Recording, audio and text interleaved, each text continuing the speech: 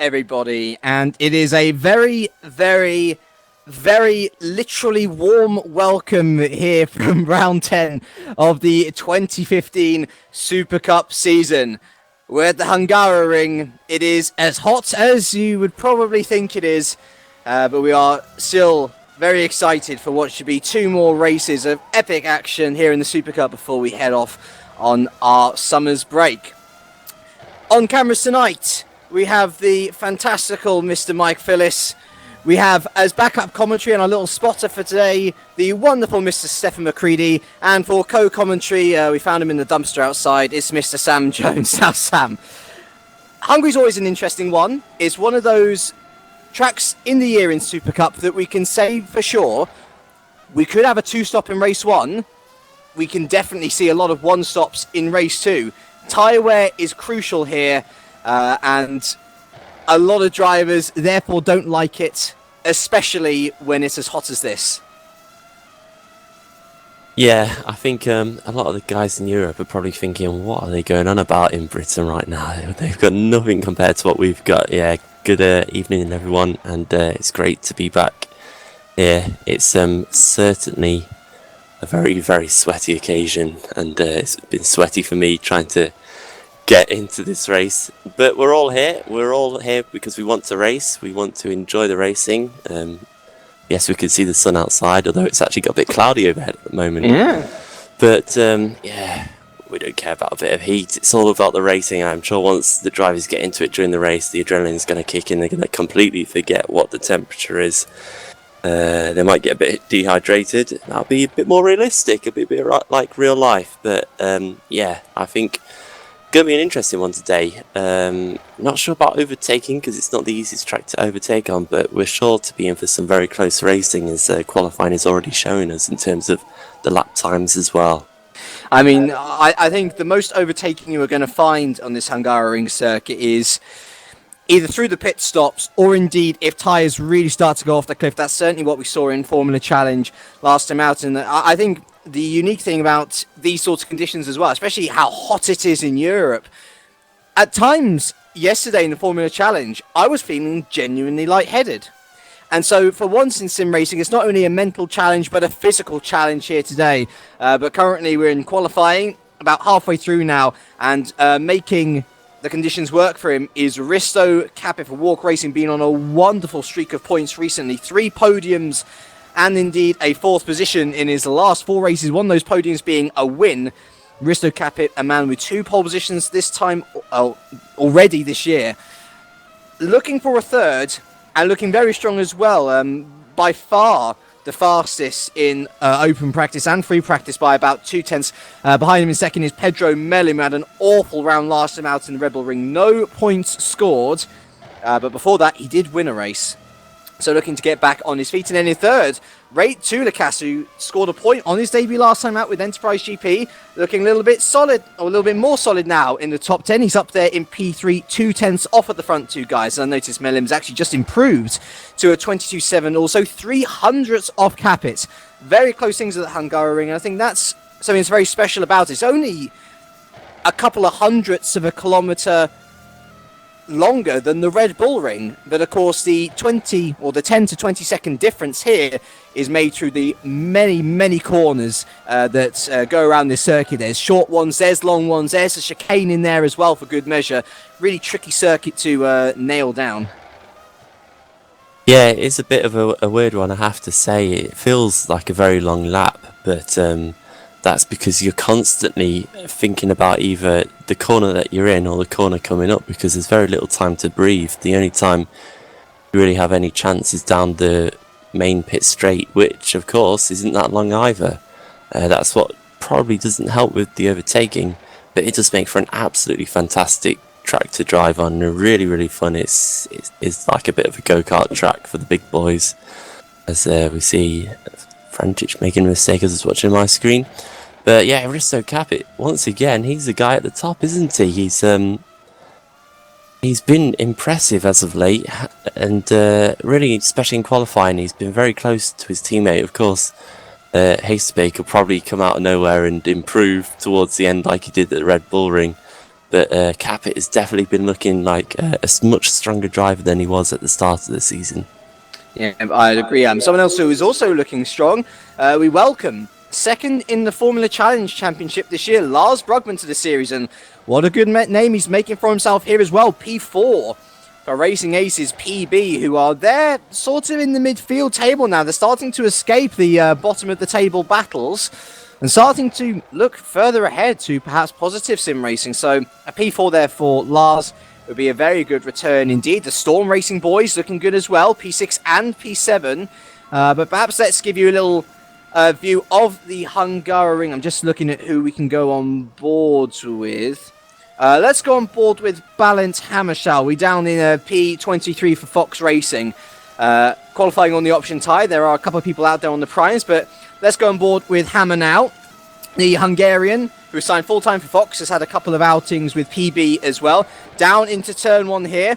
A second gear corner usually, taking that nice. You want to get on the power as early as possible as we've got a short mini bendy straight here.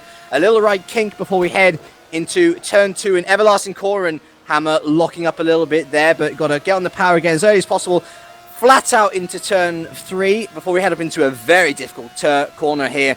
Turn four, you've got to brake hard and fling the car in, hope that you don't go too wide, and then it's straight into a right corner, a turn five here. Again, one of those corners where you just got to float on the power and get on it as quickly as possible. And now up into the turn 6-7 chicane, and Hammer nailing that okay. Could have had a little bit of a better exit. And now into the most difficult section onto the track here in my opinion. Turns 8 followed up by turn 9. Then you've got a little reprieve here, a little mini straight before into turn 8, and then a little downshift into turn 9 it is.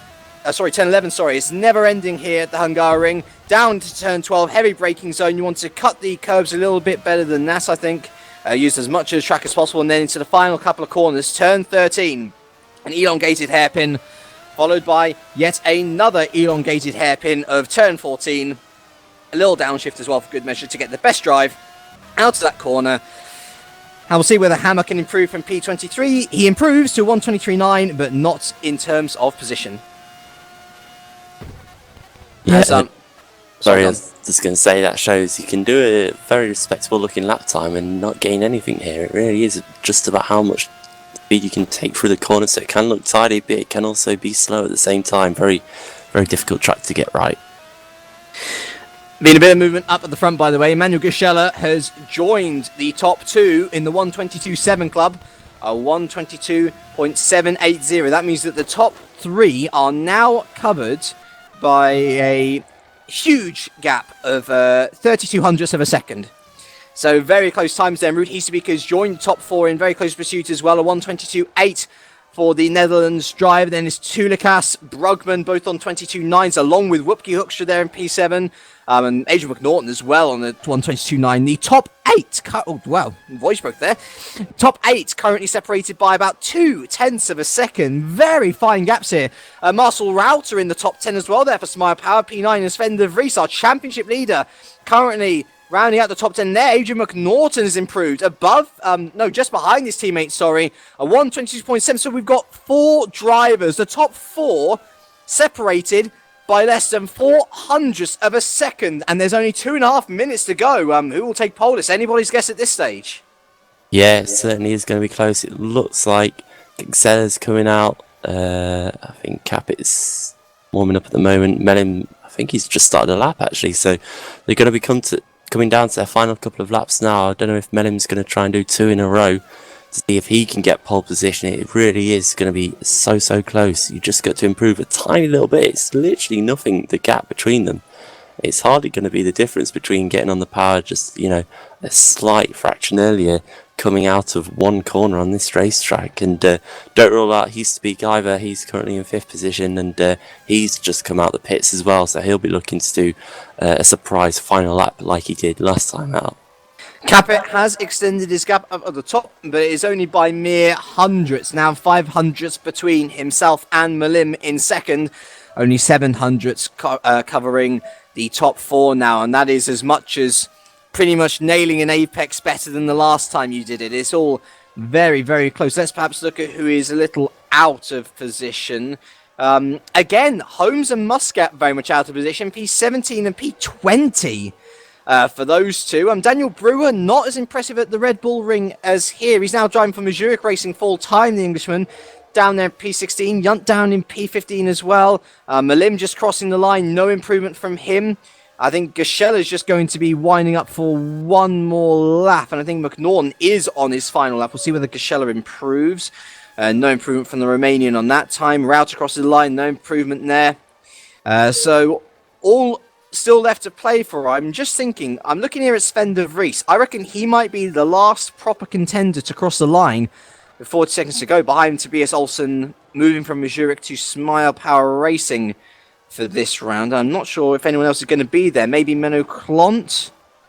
Yeah, Menno Klont's definitely winding up to go for one more lap. Sandeep Choda as well, who's got a 5-place grid penalty, by the way. Moving up permanently to Super Cup now is Sandeep from Formula Challenge. And I think, let's see, who else is there? Dawei Tapper's coming round again. I noticed there's a few more people in the pits, and Matt Richards there, who is all the way down in P25. Also crossing the line, is there any more? I think that might be it. So Matt Richards we will call as our last person to cross the line. Oh no, David Junt there. And actually no, there we go. So Hoekstra, the last person to cross the line. We'll keep an eye on those guys as they come across. I noticed Lars Brugman on his final attempt has overtaken Ray Tulakis. So Lars into P6, Ray down to P7, both of them in the garage. Marcel Rauter has stopped out on track, so that's his qualifying done. And Pedro Melim is in, by the way. Gashela coming around the final corner now. We'll see what the Romanian can do. Can he improve? There's Ruud Heasterbeek onto pole. And Gashela has gone into P3 ahead of Melim, but it's a walk racing 1-2 once again. Can Capit take it back from his teammate? As you say, Sam, Heasterbeek taking it out from nowhere once again. Capit, though, he's done a 0.4. Can he replicate that F in qualifying? No, he cannot. Adrian McNaughton in the pits. Whoopke Hoekstra still with a lap left to do, as is Sven de Vries. De Vries coming around the final corner now. Can the American make it past or further into the top 10 as he is now? He can. He overtakes Marcel Rauter into P9. I think it's just Whoopke Hoekstra now who we've got to watch out for any sort of improvement. He's just coming around the final two corners now. I don't think he's going to be challenging for pole necessarily. And it would be the third or fourth, and no, he's into the pits, Hoekstra. So for what must be the third or fourth time in a row, Walk Racing locks out the front row. But after so many indications that it would be Risto Capit taking pole position, it is in fact Ruud Heasterbeek who takes his second consecutive pole in 2 races, his third pole position of the year. Yeah, there we go. It's been 2 weeks, but, well, really nothing's happened in those 2 weeks, has it? We've had exactly the same situation.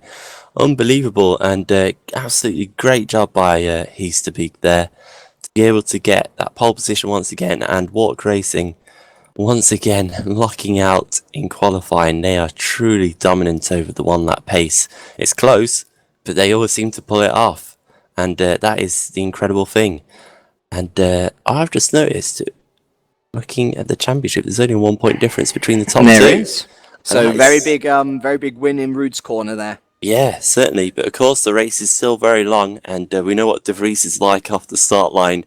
I'm sure we'll expect to see him pick up at least 2 or 3 positions down into turn 1.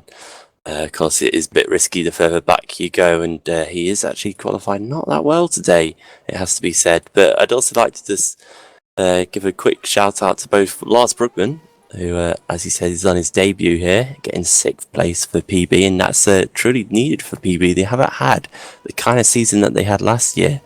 And then rates Tulakis. Tulakis? I don't know. Tulakas, yeah. It's your driver. I don't know how to pronounce it. Yeah, great job by him as well for 7th place for Twitch Enterprise GP. Really and good effort. Marcel Rauter there as well in P10. So 3 teams that are in the bottom half of the table. Yeah. With drivers who are up there. And considering how well Smart Power typically tend to do in the races, that's really good for Rauter to get qualifying, definitely an improvement, more organised in qualifying this time out. So wish him all the best with the race as well. Hashtag Stefan Spotter, that's a new one, points out the top 22 drivers covered by a second. So insanely close times here in the Super Cup. But let's now go through our championships and indeed very quickly our penalties as well. So we've got 3 penalties to deploy here today, I believe. Just got to make sure. Yeah. So There's a 5-place penalty to Sandeep Choda, who is now a permanent Simcraft racing driver. Qualified down in P18, though. I think that was on the prime tyres. It might have been on the options. I'm not too sure. But yeah, so 5 place for him. And then there's a 10 place to Tobias Olsen, who qualified P23. And also to Terence Grek, who qualified P26. So they should be comfortably forming the back row of our grid today. In terms of the championship, top 10 in the drivers as follows. Sven de Vries, 265 points. Ruud Heesterbeek, 264 points. Obviously, that pole position for Ruud's going to prove very, very good. Jason Muscat, another difficult qualifying. He is 50 points basically off those top 3, and a P20 certainly won't help his cause. Now, Risto Capit, what a great vein of form he has had since Canada. Second, third, second, first, fourth. Ruthless consistency from the Estonian, and qualifying P2 as well here today. It's looking very good for the Estonians. He aims to potentially overtake Jason Muscat this round. Emmanuel Gachela's then P5 on 206, only 1 point behind Capit, mind you. Tom van der Voort, who doesn't take part in the championship anymore, P6 on 157.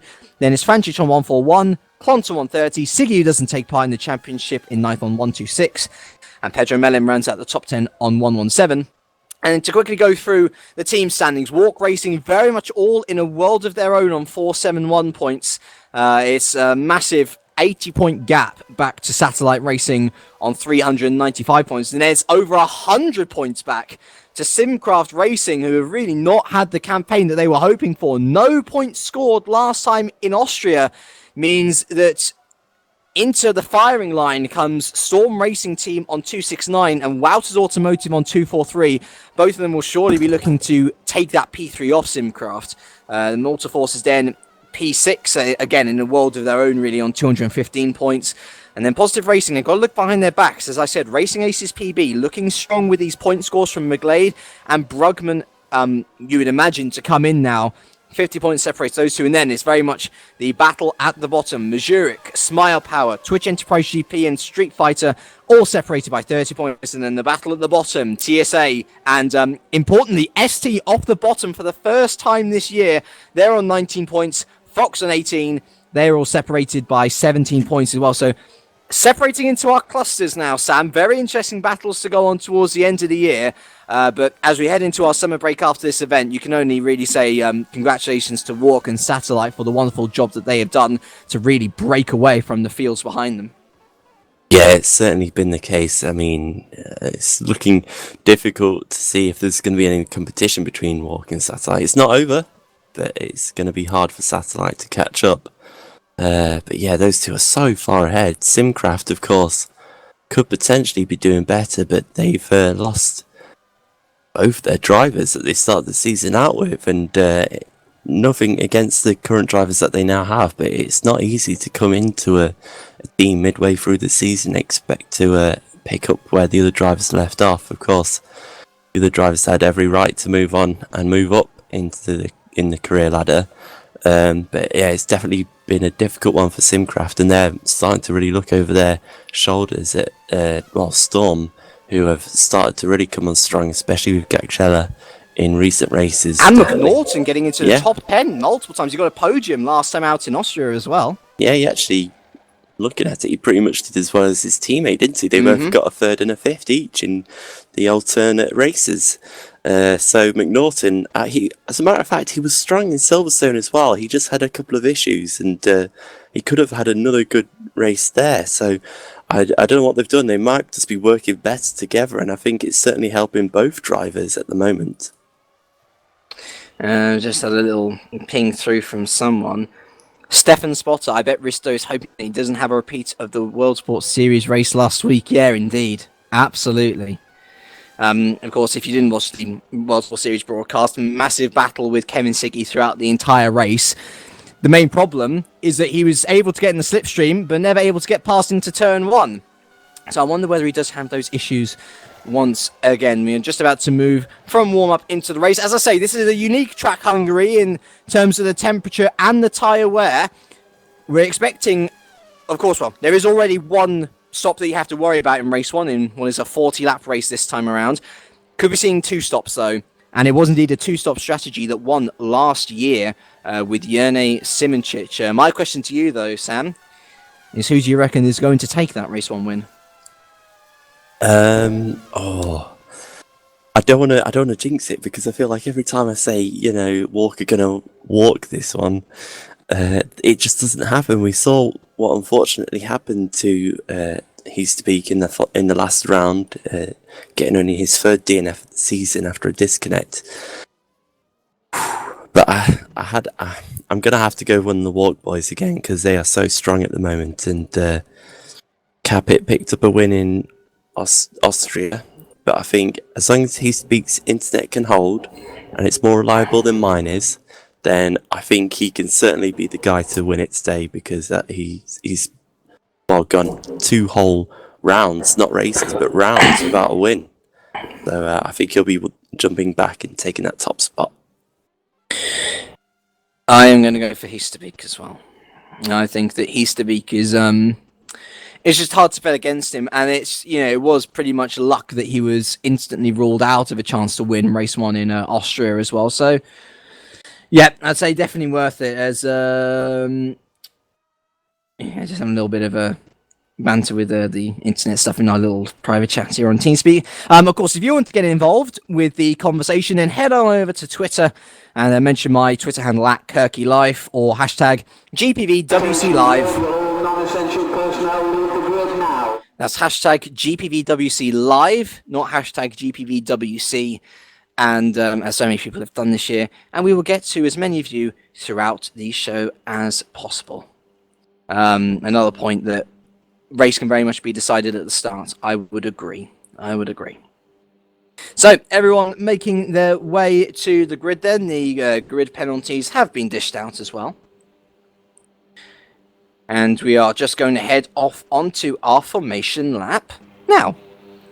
And for the 3rd time this year, it is Ruud Heasterbeek for Walk Racing who leads us off from his teammate, Risto Capit. The start decides a lot in this race, as Stefan has pointed out, or Mike, I can't remember which one by now. I'm focusing on the grid, but I wonder how good these 2 starts are going to be. Talking to starts, Emmanuel Gashela doesn't really have good ones. They're very rare. But the Romanian, nevertheless, will start in P3. We'll see whether he can get a good one today. Pedro Melim starts P4 for Simcraft Racing, with Adrian McNaughton starting P5 for Storm. Lars Brugman, on his debut here in the Super Cup, starts P6 for Racing Aces PB. And behind him, Rates Tulakas starting P7 for Twitch Enterprise GP. Wilkie Hoekstra starts P8 for Mazurek Racing, with Championship leader Sven de Vries behind him in P9 for Satellite Racing. And then rounding out the top 10 is Marcel Rauter for Smile Power Racing. Dave Franchich starts P11 for Wouters Automotive, with Menno Klont P12 for Satellite Racing. Lewis McGlade starts P13 for Racing Aces PB, with David Tapper P14 for Street Fighter Racing Systems. David Jump will start P15 for Wouters Automotive, with Daniel Brewer starting a disappointing P16 for Mazurek Racing. Jonathan Holmes will also be a little bit disappointed with P17 for Twitch Enterprise GP, as Royal Versailles starts P18 for Fox. Jason Muscat forgot to press race. And so the man who's serving the championship will be starting from pit lane, unfortunately. So that means that Martin Lapasa will start P20 for Positive Sim Racing. And behind him will be his teammate for this round, Marcus Riffle, who took a race win in Formula Challenge last time out for Drag Racing. I wonder how well he's going to do here in Positive in what is not his Super Cup debut, I don't believe, anyway. Ballingham will start P21 there for Fox Racing, with Sandeep Choda after a 5-place grid penalty starting P22 for Simcraft, and interestingly enough on the prime tyre as well, so an alternative strategy for Choda. Matt Richards, who's been known quite opposite to shred through his tyres, starts P23 for TSA, with Wesley Morris making his debut, in the Super Cup. This is his first time racing since 2012 in the Super Cup. He'll be P24 for ST. William Chingus will start P25 on the prime compound tyres for Street Fighter. Tobias Olsen, after a 10-place grid penalty, will start P27 for Smile Power. And then starting at the back of the grid is Terence Grech, P28 for Multiforce, also starting on the prime compound tyre. I seem to have just had lag, so hopefully everyone can still hear me. I can. Good. And it's a good thing that you're here as well now. Straight to the lights. We've got 2, 3, 4, and 5. And here for the first time in the Hungaroring. We're racing, and it's a good start from both the walks, but Capit's got the better start. Also a good start from Pedro Melim, straight up into P3 there, past Gashela, And down into turn 1 we go there. Look at Meadow Klon there. Lightning start. Already past Tulikas up into P7 from Klon. What a great start from the Dutchman. Brugman also with a good start up into P5 as we come down into turn 2. Now everyone trying to find their way through. And I don't see too many issues so far, as now De Vries looking at Tulikas as well, heading up into turn 4. You do not want to be going side by side through on the first lap here. Everyone seems to be settling down nicely at least. As we head up into turn 5, I'm just having a look further down the order to see if anyone's had problems. Not many. I think Brewer's had a bad start and Choda's had a bad start as well.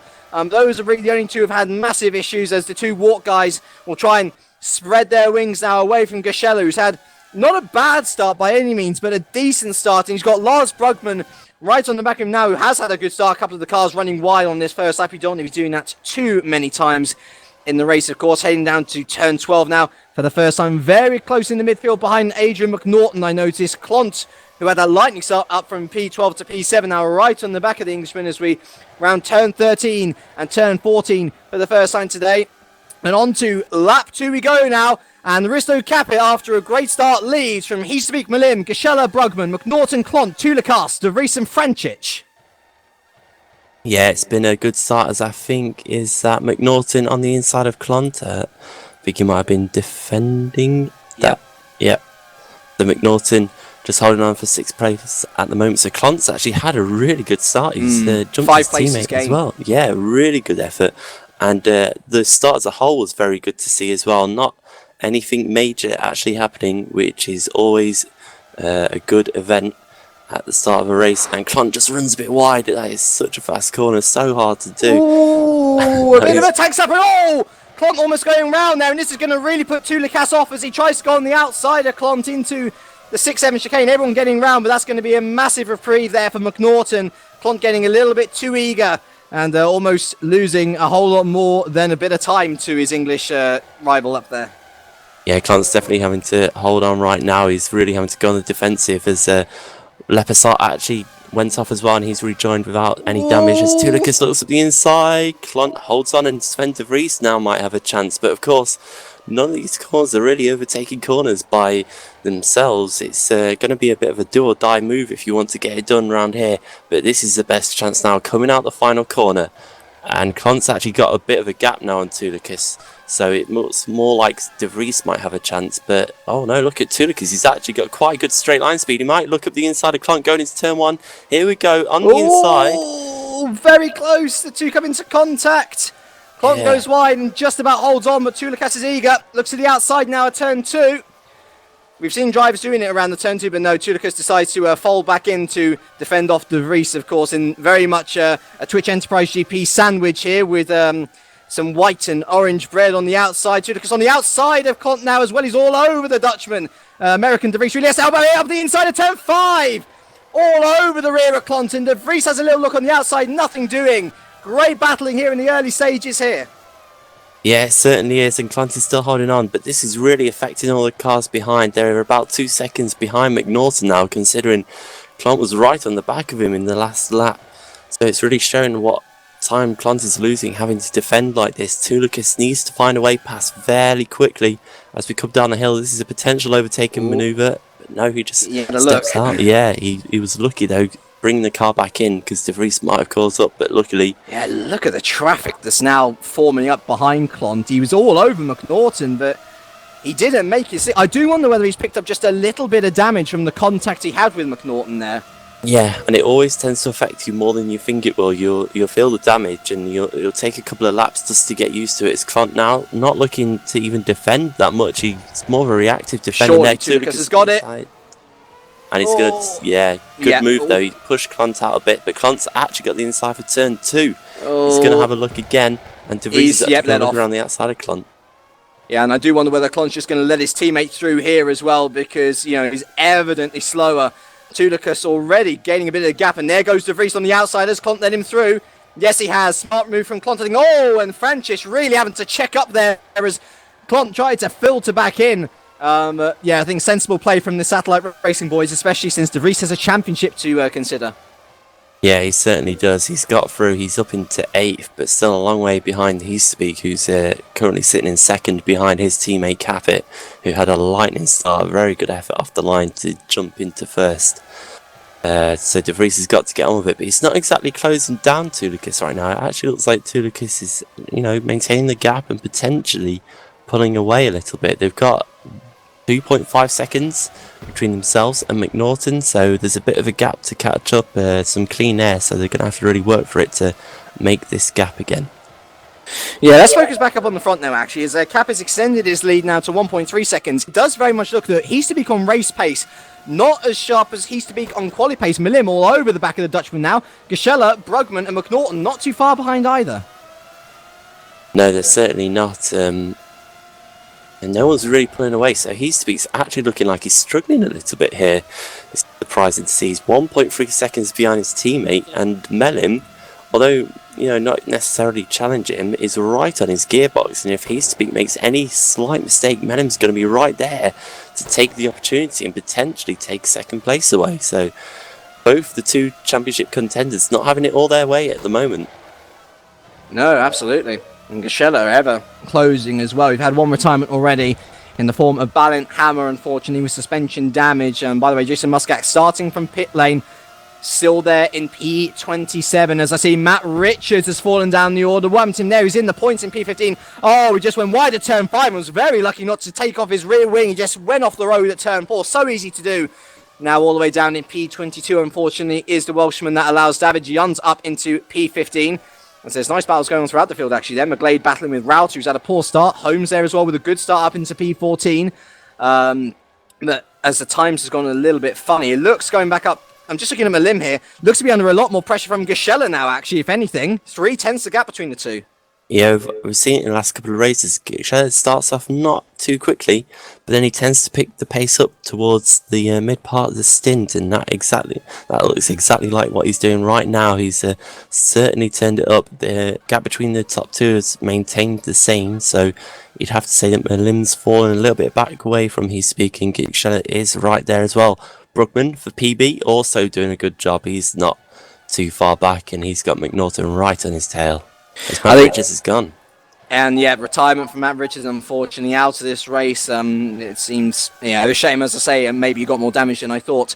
I'm going to keep an eye on this gap between McNaughton and Toulouse as well. It is currently 2.6, the gap. We'll see where that starts coming down. As Klont's still there in P9, actually. I thought he was going to drop a little bit, but he's able to keep Francic and Hoekstra behind pretty well, actually. Hashtag Stefan Spotter citing another good battle going on for P12. That's McGlade, who's gotten past Router, actually, now. So Router down to P13, and Jonathan Holmes in close pursuit as well. And then we've got Bal for the final point as well with Juntver, Zyle, Tapper, and Olsen near that as well. So lovely to see. Lovely to see all the things going on. Stefan liking the hashtag as well. Let's get it trending, shall we? As Heasterbeek, Melim, and Geschella all go round nicely. Yeah, let's just have a little focus on this battle for P12 then. Router with a nice exit out of the final corner. Looking to retake P12. Qualified P10 Router looking to get back. Not really the battle for the bottom, more like midfield versus bottom outfit here, but Twitch Enterprise in there as well, looking to get more points with Holmes. And Router really onto the back of McGlade there. Might want to look around the outside of turn 2. Not sure whether he's going to do anything.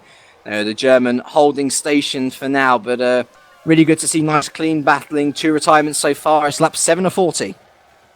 Yeah, McGlade is right there in 12th. Router's it's just not quite worked out for him at the start. I don't know why. He's certainly looked like he's had the pace here today. But I suppose some other guys are starting to come back, and as we see this battle continue on, it really shows what effect happens when a driver doesn't come out onto the grid, because Jason Muscat at the back is all in a world of his own. He's 10 seconds behind the guy ahead of him, and that's after 6 laps, so he's still really feeling the punishment of missing the start. It's certainly something you don't want to do, and it can affect the whole makeup of your race. I agree. I really do think... Let's go back to the battle for P9, shall we? Menno Klont holding off David Francic for dear life here. Another thing which we've got to keep an eye out, of course, is the whole pit stop strategy. So, if people are planning on one stop on the option tyre, we're expecting them in around lap 15 to 20. If they're planning on two stopping, we're expecting the first pitters to be actually around lap 10 to 12. So within the next 5 laps, we should be expecting our first pitters in. Yes, that certainly looks like it'll probably be the case, and then it'll be onto the harder of the two, the prime compound tyres to the end from there. I think we've only got, is it Sandeep Choda, Terence Gretsch, Tringas Muscat? Yeah, they're the only 4 that have started on the prime. Oh, interesting. So Muscat actually starting on the prime then from pit lane. Yeah, I wonder if he changed because of that, whether he decided to switch his strategy. I don't know. Yeah. Well, he would have broken by starting in the pit lane. He automatically can brake part firm. What's going Choda's off. Sandeep Choda has just spun off from 19th position, lost his front wing as well. So that is surely his. Yes, he's still got it for me. He's on the grass at the moment. Get back onto the track, coming up to the chicane, which is turns 6 and 7. Let's have a look here. Oh yeah, no, he's definitely lost it. Never mind.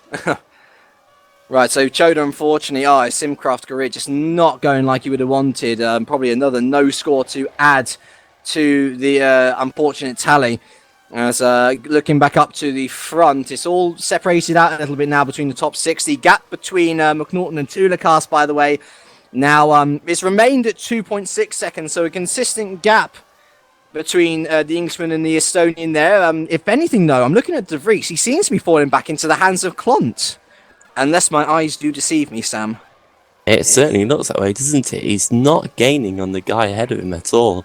Of course, it's Tulikas. It's still, 1.5 seconds between the two. So De Vries is actually struggling. I think the only thing that's saving him is that Klont's probably not going to overtake him. Behind, Jonathan Holmes has just got past Marcel Rauter for P13 and 14 there.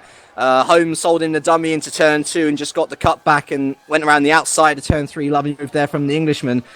But yeah, I'm worried about De Vries' tyre wear here. There, we saw people falling off at the end of Formula Challenge last night. But are people really falling off this early? It's only lap 9. I've got no idea, unfortunately. I haven't been able to see anything in Formula Challenge, as I haven't seen pretty much anything of the outside world. But yeah, it's. I wonder. I know De Vries wouldn't be holding back, looking after his tyres, because there's no real point, is there? You might as well just go for it, and he's got to do some catching up. So he's definitely struggling, and Klont is being the perfect teammate. He couldn't ask for more. He's keeping behind him and not letting any of the guys behind himself get anywhere near to De Vries. So De Vries should be able to hold on to this 8th position as long as he doesn't make any mistakes. But he's certainly not going to be gaining on anyone anytime soon. Running at this pace, it's not looking too good at all. One might ask, is he willing to let Klont back through at this stage? I mean, the teammate gave him the favour at the start, but he's looking like the faster driver at this point. Yeah, well, you'd have to say so. Looking at De Vries' times, it's not like he's really falling off in the times. It's just like he's not got the pace. He's about half a second off the overall pace of the guys at the front, which is really quite surprising to see. So I don't know if De Vries has just not had much practice, or maybe he just doesn't like this track. I can't remember what he did here last year. I can go and look it up for you. Yeah, certainly. That's always good to know, and something I probably should know. But looking at McNaughton up ahead of all these guys, he's really starting to put the pressure on Lars Brugman now for Racing Aces PB. I remember, that De Vries got 6th in race 1, and it was a 10th in race 2. But I remember I got in a bit of hot water with Sven because basically, as all I noticed in that battle, between Holmes and Rauter, Holmes going a little bit wide, able to hold on though.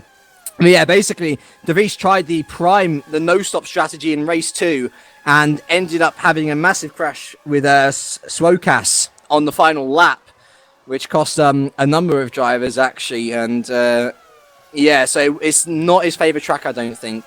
Definitely not.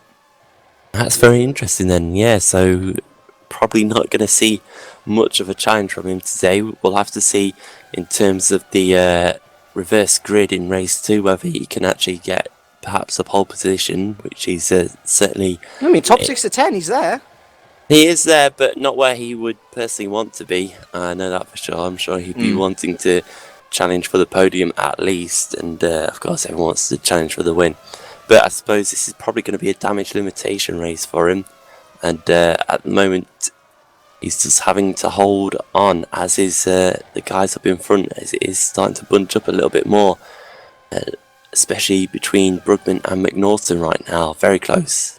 I think we are expecting our 2 stoppers in soon. Lap 11 of 40. Let's see, the top 3 coming round again, as is Brugman, McNaughton, Tulikas as well. None of the 4 behind him either looking to come in. And no one else either, so everyone choosing to go around again another lap. As, yeah, it is looking very close, isn't it? He used to be all of a sudden falling off, and Milim and Gashela looking very good so far. They're right on the back there, but I do wonder whether they're just conserving and waiting for the pit stop stage to perhaps phase out a little bit. Because, of course, remember, if they are 2-stopping, then they have the option to either go option prime, or option prime option, as there's more movement, down in the battle for P12. McGlade and Holmes briefly switching positions. McGlade holding on there, but it's going to be interesting to see which strategies people choose. The race-winning strategy last year, as I say, was Simoncic, option prime option, but there's nothing to say that the others can't work either. Yeah, that's interesting on option prime option. I suppose it makes for a last few lap dash. I'm not sure whether that's going to happen again. I don't know if well, the cars haven't really changed from last year, have they? And I don't think the tyres have either, so everything's looking like it should run in a similar fashion. So you'd think people would learn from last year and go, the guy who won with that strategy, so I'll just use that one. But of course, everyone's got their own preference, haven't they? But as we have our first pitter in, there we go. I did notice William Tringus on the primes has come in, but Rate Tulikas for Twitch Enterprise GP is coming to the pits now. We'll see which tyres he goes on to as the 4 come round again. I'm not sure who else is pitting. In fact, I don't think anyone else is pitting currently. No, so Ray calling it early here on lap 12 of 40 from P7. What tyres is he onto, though? He's onto the primes, interestingly. So he's going to come out probably outside the top... let's see, where is he coming out? P18 there, so he's going to be comfortably ahead of Riffle. But onto the prime compound tyres for Rate Tulikas. We'll see whether anybody responds. yeah, that'll be interesting to see. That is early compared to everyone else at the moment. It looks like we've still got a good 70% of the race left to do. So it'll be a tough ask to do everything on one set of tyres from now on. So that's surely a 2-stopper coming up for Tulikas. Just looking through, everyone's kind of holding station now, aren't they? I think they're all preparing for the pit stops. The closest that something might happen, I suppose, is behind Klont right now, as De Vries one's very, very wide coming out of that corner. And he's gone wide again. He's actually gone into the sleeping policeman. He's actually going to lose a whole host of positions now. Oh, it's close between them and Francic. Little bit of contact here and there, and De Vries is in. I think that was expected. Yeah, I think his tyres gave up right at the end there, and he certainly decided to get out of that scrap while and he's still Holmes in good. as well. So definitely people starting to pit now. Has there been a switch? No, don't worry. Don't mind me. Yeah, Francic has got past Klont now, so he's up in 7th. Yeah. So there we are. Francic past Klont. And I think it's always a little bit of a trick, as apparently we've got no engine sounds. Mark Morton tweets in no engine sounds. So I'm sure we'll get a little look in, hopefully try and sort that out. It might be worth bringing the sound up, Mike, if you're listening. But yeah, very interesting to see early pitters in there for. So Tulikas now actually back up to P15, De Vries P17, Holmes P18. And interestingly, Holmes out onto the option tyre as well. So Holmes going for an alternate strategy to his teammate. But when does everyone else pit? That's the question. And Brewer out as well, apparently. So unfortunately, Daniel Brewer not continuing good form from Austria. He becomes our 3rd retirement of the race. Looking up to cap it now, and that looks like a pit line. Capit's in, which means goes round again. He'll be followed by Milim and Gashela, Brugman and Adrian McNaughton both going round again as well. But our race leader Capit is in, crucially. Yeah, Melim just had a huge twitch coming out the final corner, so this is giving Gashela a chance down the main straight. He's going to look to the inside into turn 1. He's actually got just about alongside, just trying to move Melim out the way, and he's actually moved to the position, so Gashela's now into a 2nd position effectively, because Capit, of course, is pitted. Yeah, indeed. Still very close between the two of them.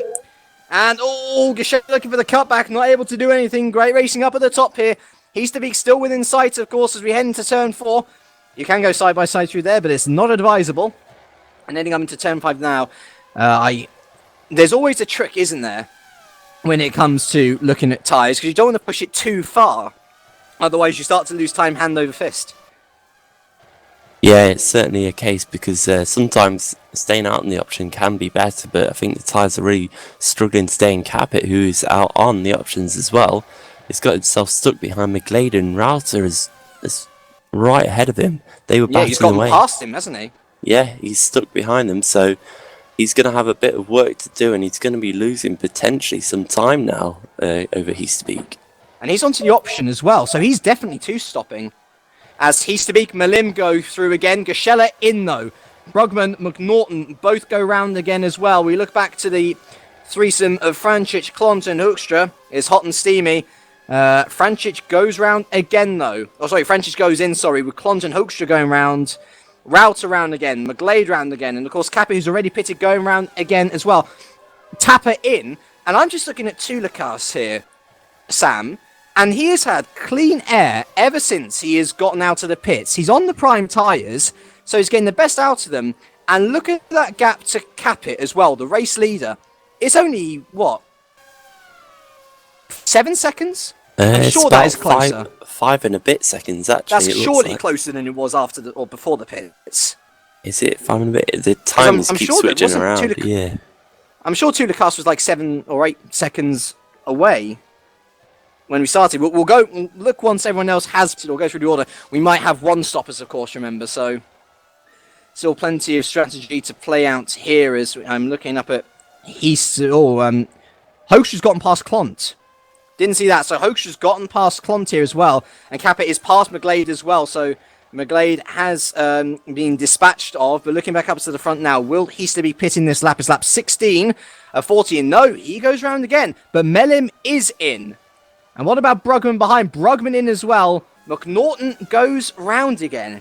Intriguing strategy calls here at the Hungaroring. Behind, Hoekstra goes round again. Klont also goes round again. Behind, Router also round again. Of course, Capit's already pitted. McGlade in. Gashella, who has pitted as well, of course. He's now onto the option, so he's got an option prime as well. And then Tulikas P11. So let's have a look. I think Francic, therefore, is... Oh no, Francic is pitted as well. So who is in and who is out? So look, this is Malim versus Gashella out the pit lane, and Gashella's got him. So Gashella past Malim, and that's a good 7/10 in it as well. So Gashella doing the undercut, and the undercut worked. Yeah, it's important for Gashella because he's on the options, and Malim is out on the prime, so he couldn't really afford to be held up by Malim there, who's going to be on the slower of the 2 compound tyres. And he stayed out, but he's still doing lap times pretty much the same that he's been running for the last 10 laps. So he's not losing any pace, but at the same time, Capit is also running very similar lap times on his new fresh tyres, so there's not going to be that much gain for Heasterbeek when he comes in for a pit stop, but perhaps he's going to stretch this and go a couple more laps and be able... Oh no, he's pitting in now, so this will be interesting. Will he go on to primes or will he stick with the options? This could tell us what his strategy will be for today. Let's keep an eye. McNaughton's in as well. And what about Hoekstra? I'm presuming he'll be in as well. Yep, Hoekstra in, but Klont's in as well, as is Router. So this is now very much a battle for the lead, and he's to be gone to prime. I think he's going to be bearing out for the rest of the race here on lap 18. McNaughton onto options, interestingly, as Kappa goes through, and he is miles ahead of Heasterbeek. I'm pretty sure he's extending that gap out massively there. I'm looking at Hoekstra. What's he onto? Hoekstra onto prime as well. And here goes Gashella. So Gashella, who of course has got to pit again, right on the back of Heasterbeek and on the better tyre as well. So this is how the order is now that the pit stop phase has ruled, or has come out. Let's have a look here. Oh, look at this battle for P12 as well. Matt Router, Holmes and McGlade, 3 wide into turn 1. Router just about holding on. Holmes on the outside. I was going to go through the order very slightly. Remember, Holmes on the option tyres here. And I think that Router's seen that and is going to let the faster Holmes through. So, Pit stop phase done and dusted. Capit leads by 2.8 seconds from Heasterbeek. Heasterbeek on primes. Gashella behind him on options, P3. Malim on primes, 4th. Brugman primes, P5. McNaughton options. Got to pit again, P6. Tulikas primes, P7. But he pitted earlier, remember. Zez's changed position. And who is that? It's, what's going on? Heasterbeek. It's going the timing. Yeah. So Tulikas P7. Franjic will be P8 then. Oh, thanks, Heasterbeek, with your super time. We'll go through it after Heasterbeek's crossed the line then. But crucial for Gashella here. Got to try and get a good exit, and that's not the exit he wanted. Oh, a little bit of a twitch out there as well. So there we go. Heasterbeek back into position there. So Franjic P8 options. He has to pit again. Hoekstra P9 primes. Klont P9. Hoekstra's in. Hoekstra's in. Why? Oh, we got a drive-through then. Drive-through. Yeah. Surely. But then, yeah, surely he just overcooked it. So yeah, Hoekstra in then. So that'll mean Klont then P10 on primes. Holmes on options. He's got to pit again. Router prime. McGlade prime. They don't have to pit again, sorry. Tapper options. Verzile options. And then out comes Hoekstra again in P16. He doesn't have to pit again. So I still think he might be able to get points. But Dowie Tapper past McGlade there for P13 on the fast option compound tire. So we've got a real variation of strategy here, don't we, Sam? Real mixture between the 1 stops and 2 stops. Yeah, this is really actually interesting now because we know that Capit's got to pit in again. We know that Gekshella's got to pit in again, but Heasterbeek, he go?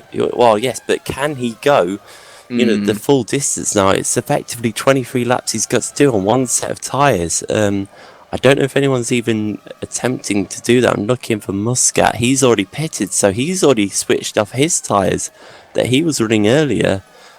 So that's very, very interesting to see that these prime compound runners aren't actually going that long into the race.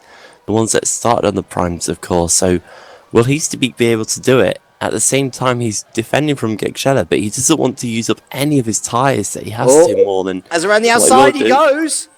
And what a lovely move from Gashella. Around the outside of turn 1, and he is clean past Heasterbeek. Heasterbeek, I think, there was just trying to hold him up as long as possible to try and help out his teammate, because, of course, Capit and Gashella are on the same strategy. But Gashella's on the mission now, is behind McNaughton, and Brugman going side by side through turn 3. Surely they're not going to go up side by side into turn 5. Oh, McNaughton pass on the option compound tyre. Brugman there as well. They got to be careful, because here comes Tulikas straight onto the back. And this is very much a battle between Brugman and Tulikas, unless Brugman has to go to the end. And as I said, Tulikas, the earliest pitter out of the top 10, might very well have to pit onto the options again. Yeah, it's interesting to see how much Tulikas has caught up with Brugman, considering how far back he was before the pit stops. So it might be lower fuel, actually. Yes, it might be the case, but of course he does have to pit once again, because that'll be a very long time to go on these prime compound tyres. I don't think he'll be able to do that. But then that means that he could run very, very quickly at the end of the race when everyone else's tyres are going off, because we don't know how long they're going to last, and that's what's going to make this race really exciting for who's going to do what right at the end. I'm really intrigued as to the way this is going to go. Heasterbeek's now 5.3 seconds behind Capit in the lead, but of course when Capit pits, you're looking at about 20 seconds usually, isn't it? 15 to 20? Seconds. Yeah. So it really depends on how much time Heasterbeek going to lose over this run. It's so exciting. This is the intrigue of Hungary. We don't get so many on-track overtakes, but we do get wonderful, wonderful mixtures of strategy, and they are all playing out very nicely today. I think it's worth keeping an eye on this Brugman Tulikas battle, as Tulikas is right on the back of the Netherlands driver. He's doing a very good drive, by the way, for his first time here in the Super Cup, our second-placed Formula Challenge runner. Didn't exactly have the best of days yesterday either. His wheel broke, and so attempted to drive race 1 on the keyboard, ultimately to no avail. A non-score. I think it's the first time he non-scored this year as well, so he'll be wanting to prove a point out here today, and doing quite nicely as well, as it seems that Tulikas has not been able to close up that much during this time. I'm looking back now to P12 and P13, another close battle here between Marcel Rauter and Dowie Tapper. Marcel Rauter doesn't have to pit again if he doesn't want to. Tapper does, though, so getting past the German is going to be crucial. Yeah, it certainly is. I can't believe that someone's actually tried to drive a race on the keyboard. That's like trying to drive a bus from the back seat. It's never really going to work. Tapper with a massive moment there out of T13 there, and that's allowed McGlade onto the back of him now. Apparently Tapper cut, so it might have been a braking issue, I don't know. Interesting. Where did he cut then? I don't know. Or I just saw him have a snap out of T13. Yeah, he certainly did. I can't see any further back because it's not letting me, but that's interesting. He's down in 13th, so he's still in the points paying positions, and on the option compound tyres as well, so he's going to have to pit again before this race is over, so he's probably going to fall out the points at the moment, which could mean that Hoekstra, with all his issues, may actually end up getting at least a point out of this race. Yeah, I think it shouldn't be too much to ask for, especially if he's going to the end. Yeah, because he is on the prime compound tyres and pitted around the same time as the leaders did, which will surely mean that they'll be going to the end as well. Going back up to the battle for P6 and P7 here. Brugman still holding off Rate Tulikas, the two relative newcomers to the Super Cup this year. One a reserve driver, one a full-time driver. And we know that Tulikas has good straight line speed. Oh, but a bit of a slide out the final corner is not what he is going to want there. He's not going to, despite the slipstream that he will have, he's not going to be able to use that top line speed to his advantage as they still go P6 and P7. Netherlands driver followed by an Estonian into turn 1. Yes, Holmes is now looking up the inside of Clont, going down the pit straight. So this is for 10th position. Holmes is on the inside, braking into turn 1, and he's already got the position done. Clont's going to try the cutback, but of course he's on the prime compounds, whereas it didn't Holmes seem is like on much the of a options. fight. No, it's a sensible move there by Clont, I think, just to letting Holmes go, because he'll surely get him back after the pit stops. Cycle through. I would agree. So let's see, who is on options then? Capit, Gashella, McNaughton, Francic, De Vries, Holmes, Tapper. There's a lot of option runners still to pit. Verzile in there as well. Also, Verzile's gotten past McGlade. But mind you, McGlade is on the primes. So, this is an exciting thing about, if you're in the car and you're planning on one-stopping this race, as it appears many people are doing, what do? Do you fight for position? Do you let them through to try and hold up other option runners ahead? To try and hold up other prime runners ahead? So many things go through your mind. And again, the hot weather, which has affected Europe this week, another massive factor. It messes with you. Yeah, it's I think it really has to be that you have to drive your own race. You have to lose as little time as possible, and if that means letting a guy who's clearly on faster tyres through, of course, not just getting out of his way, but if he gets the run on you, then don't bother defending. I think that's the way to go. As I'm sure Rauter might be doing is, who's that? It's Tringas that's coming out and getting out of people's way as he gets lapped. So he's been lapped once, as has Wesley Morris for the only SC racing car in the field today. Yeah. Which is a shame as well, because as I say, they're 1 point ahead of Fox Racing. First time they've been off the bottom of the table, and at the moment, their rivals do have 2 points on the board, but that said, Verzile does have to pit again. Yeah, he certainly does, and look at all those prime compound runners that are right behind him as well, yeah. But then again, hashtag Stefan Spotter pointing out, he thinks that the one-stoppers are going to be cutting it very, very fine. And I would have to agree with him as well. I am not sure how the tyre wear is going to work on this one. As Tapper, for P13 and P12. Right on the back, now right on the inside of Rauter into turn 12. And Tapper takes P12 through turn 12. That move needed to be done. Tapper's lost a lot of time behind the German. Yeah, he certainly has, and now he's really got to get on with it because he's got another prime compound runner of Menno Clont just up the road from him as well, as we move now into lap 25 out of 40. And so probably be looking, I don't know, when did the other guys pit? We'd probably be looking at the second stops coming up fairly soon then, won't we? Tulikas was the earliest on lap 12.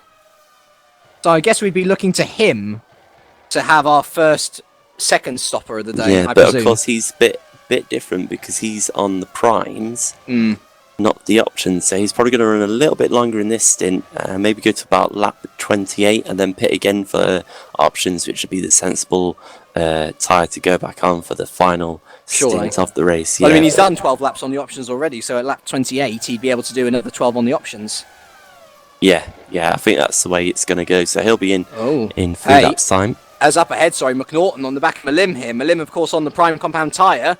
So McNaughton's starting to be held up by Malim. And actually, that's going to be an interesting thing as well, because McNaughton has to pit again.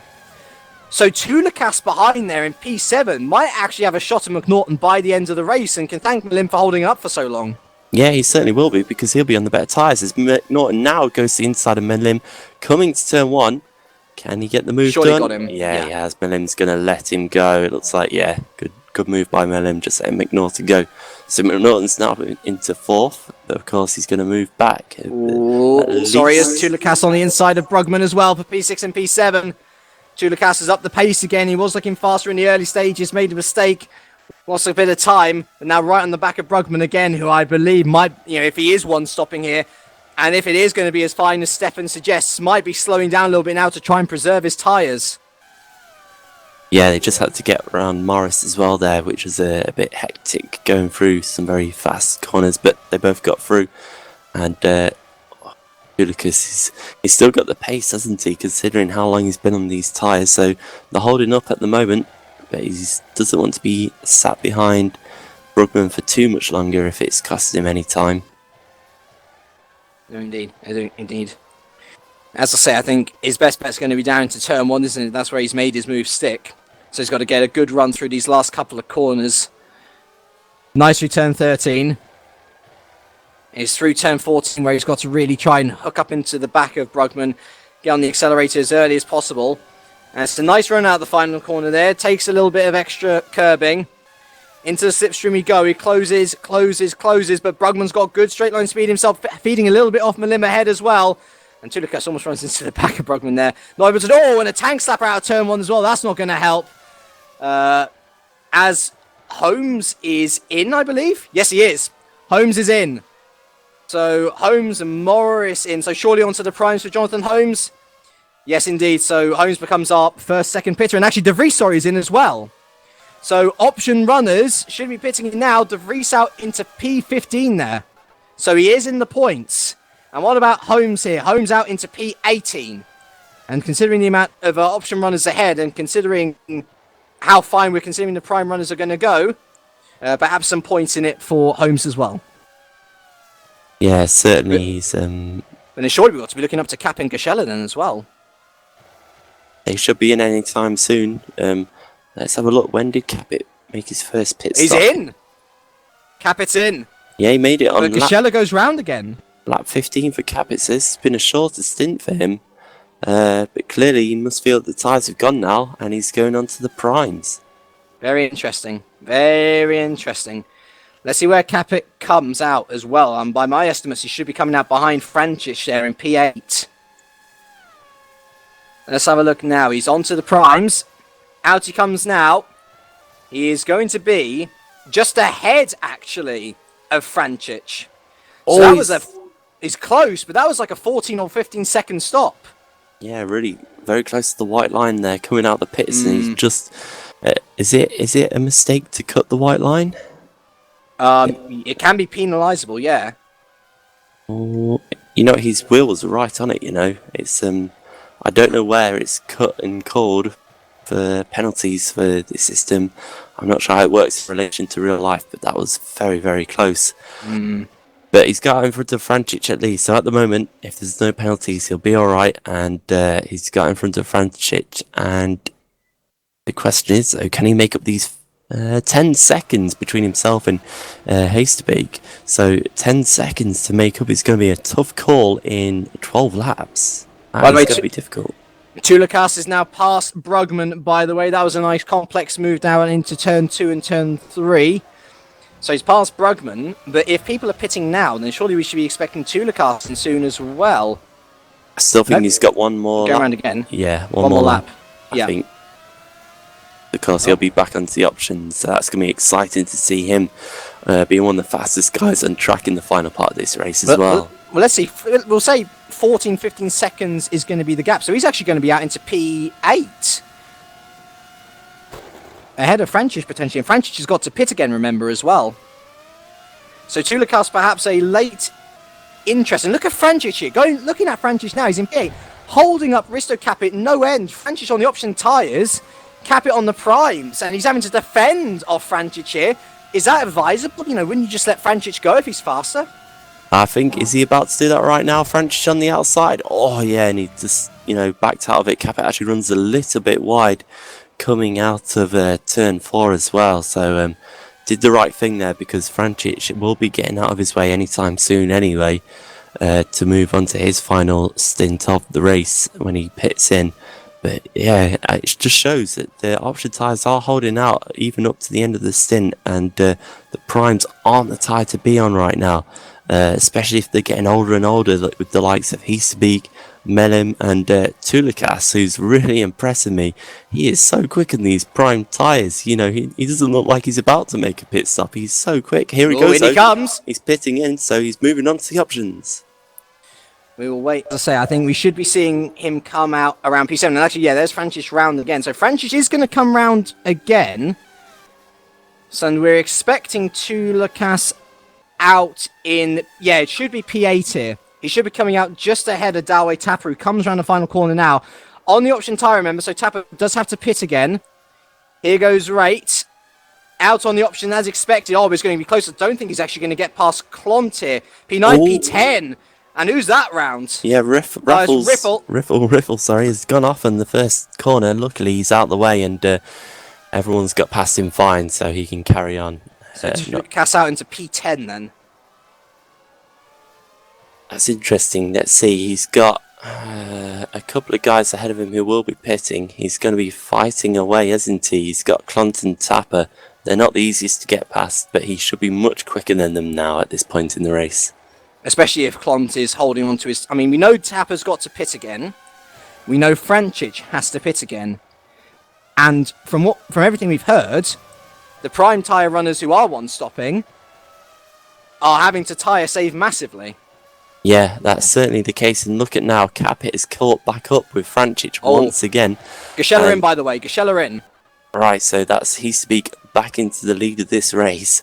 And he could be the man to beat. Francic in, by the way. And let's just have a look. Is Tapper in as well? Or it's going to be... I'd imagine Tapper should be in this lap if Francic is in. Let's have a look. No, Tapper goes round again. But where does Tapper come out? He's in now. And Gashella, by the way, is just... Oh, look how close Gashella is to Capit there. Very, very close. The Romanian is. And on better tyres as well. Francic down the order. He flies.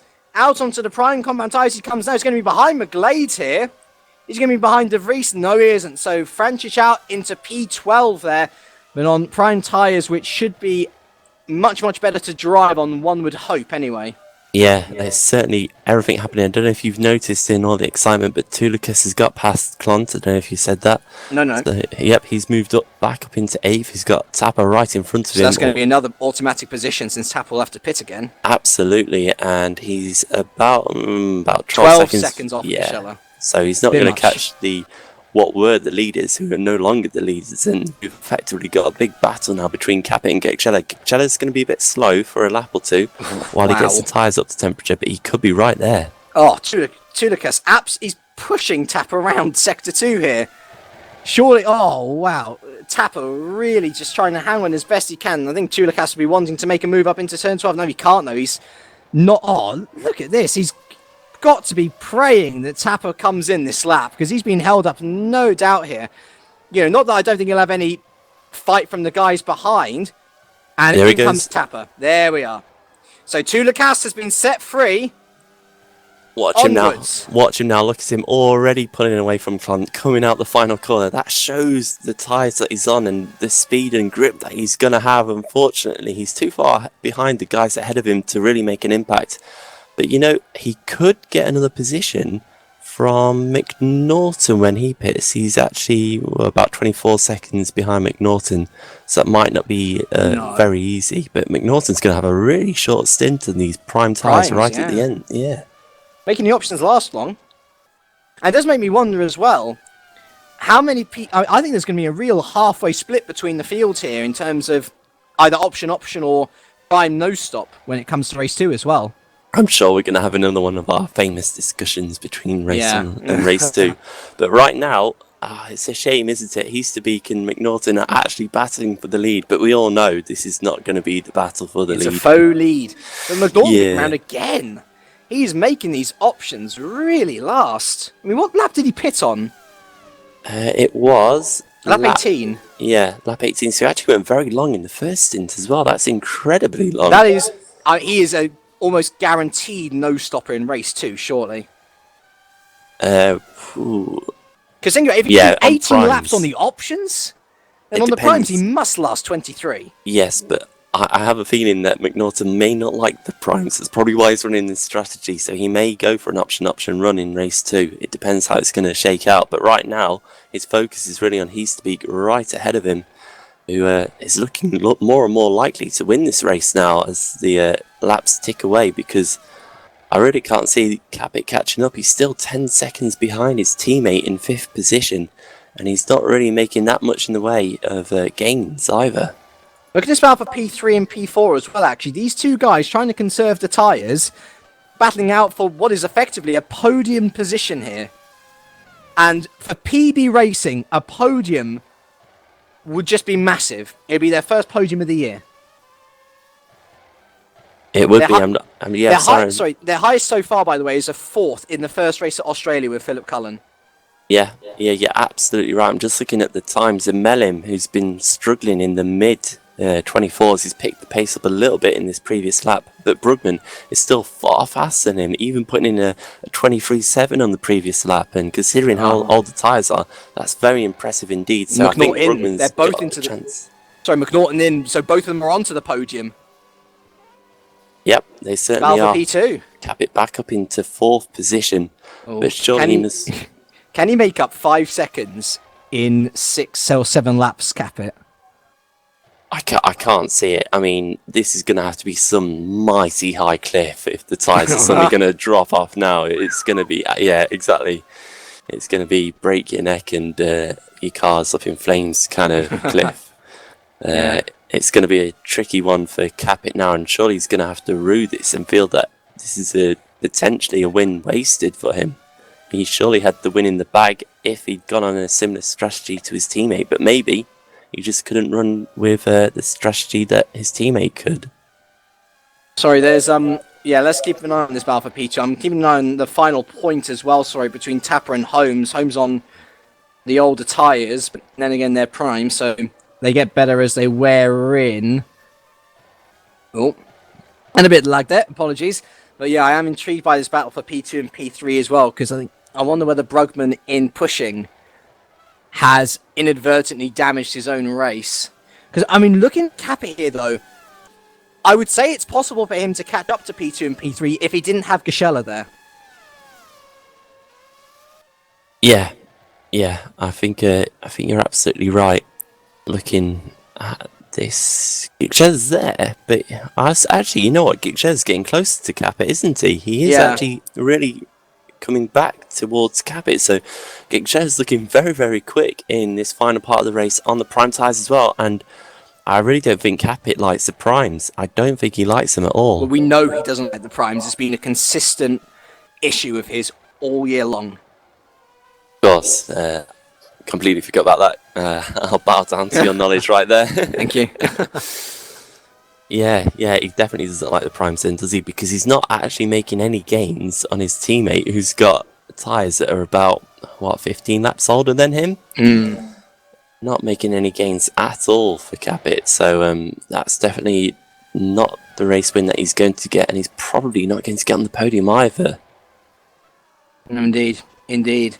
As goodness me, close battle here for P11 and P12. De Vries, of course, who's trying to find his way back up the field in close pursuit with Francis. And up ahead, you've got Lewis McGlade, who's been one-stopping, and Marcel Router not too far up the road as well, who's also no-stopping.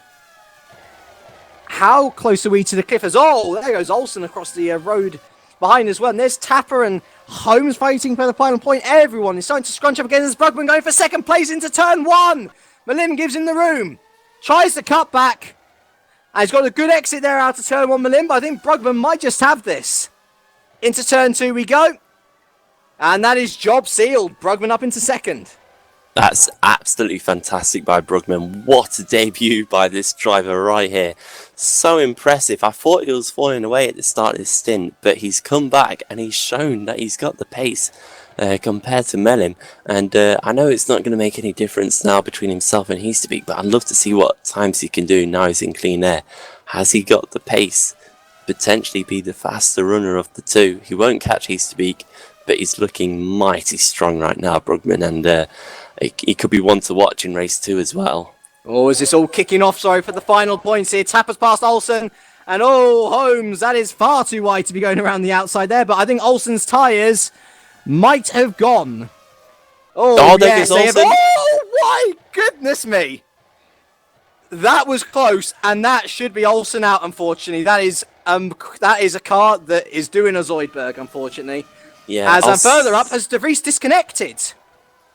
Oh, he has. No. He's gone. He's gone. My goodness, he's had the same problem that championship rival Heasterbeek had last time out, and Sven De Vries has retired from this race with a disconnection. And also, I've just noticed Muscat out as well.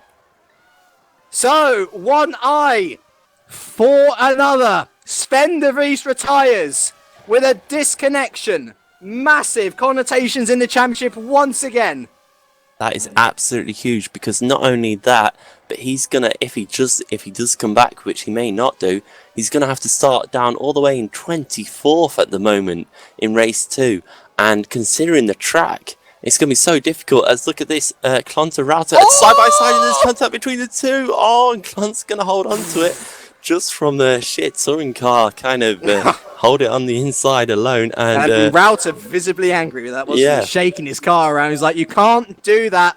And I would tend to agree with him as well. A bit of a clumsy move from Klont to get past. That's two smile powers that have been weaving in the last 2 laps. And Olsen's actually stopped the car now. Look at that pit box that he's got. That's a strange pit box right there. He's practically the safety car. He's dropping down the grid, down the order as well. So he will be having a lowly start in race 2 also. Lap 38 of 40. 3 to go. Heasterbeek leads by 7 seconds. It's pretty much his to lose now. Behind Brugman and Malim, still fighting out for P2 here. Malim in the slipstream of Brugman. Looking to the inside. Can't do anything. Behind, the battle for P4 really heating up as well. Captain Gashella still in close pursuit then behind. McNaughton.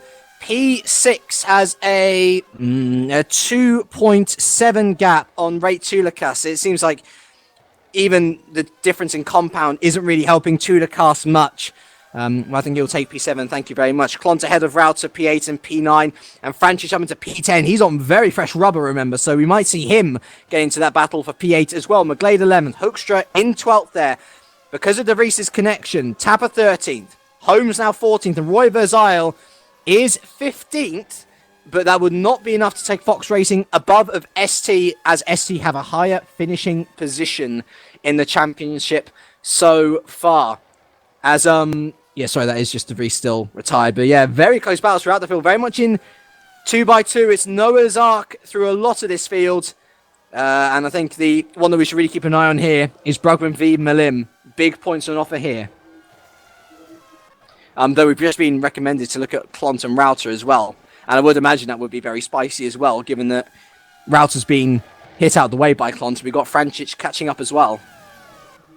Yeah, it certainly looks like it's going to be a good battle. Francic, of course, on the prime tyres as well, but he pitted only a few laps ago on his 2-stop strategy, so you'd expect Francic to be the guy to move past both of these two in the coming closing laps. And we've only got, what are we on? Penultimate lap now for the leaders. Yeah, there are only 2 to go, and it's really going to turn up. And there we go. Look at that. Klont's having to go defensive, but Router's still found a little bit of gap up the inside. It's like Schumacher, Barrichello. There's contact. No! Router wanted to be Barrichello there, and Klont off the road. And Router, I think, fair play, I think, from Router. But there's Francic on the fresher rubber. Surely these are basically places for Francic to get to gain here. The two of these guys are Surely hurting up the inside of turn 4. He won't be doing that, Klomp. Francis has got to pick his moment very carefully. Yeah, he certainly has. He's got the time to do it now because well, if he can get Klont in this lap alone, then he's got one last lap to get Router. So actually, he really needs to get Klont before the pit straight because that's the main overtaking place, and Router might be a bit more difficult because he's certainly got the pace at the moment. But look at Frantic. Oh, no, he's just, just holding station right there. As look at Malim here. Look at Malim with Capit and Gashella. The one stop is failing, and Capit goes to the inside of Malim. And Capit's through on P3. Gashella's want to get in on this as well. Oh, and Malim forced off the road. That was a bit brutal from Capit there. But the one stop is now failing on the podium. Capit through, and there's Gashella through as well. 2 positions, 1 corner. Oh, there's a Gashella's contact. Capit. Oh my goodness me. Far too close for my eyes to consider there. Brugman is going to be a very scared Dutchman in that car now. Yeah, that's certainly the case. Where did these guys come from? They were nowhere a couple of laps ago, and suddenly they're right here.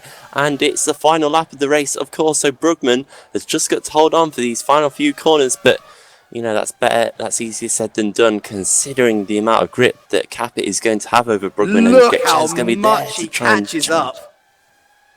That's insane. It's insane how much he's... Oh, There we go. inside! There's contact. Unbelievable. What was Capit thinking? I don't know, but whatever it was wrong.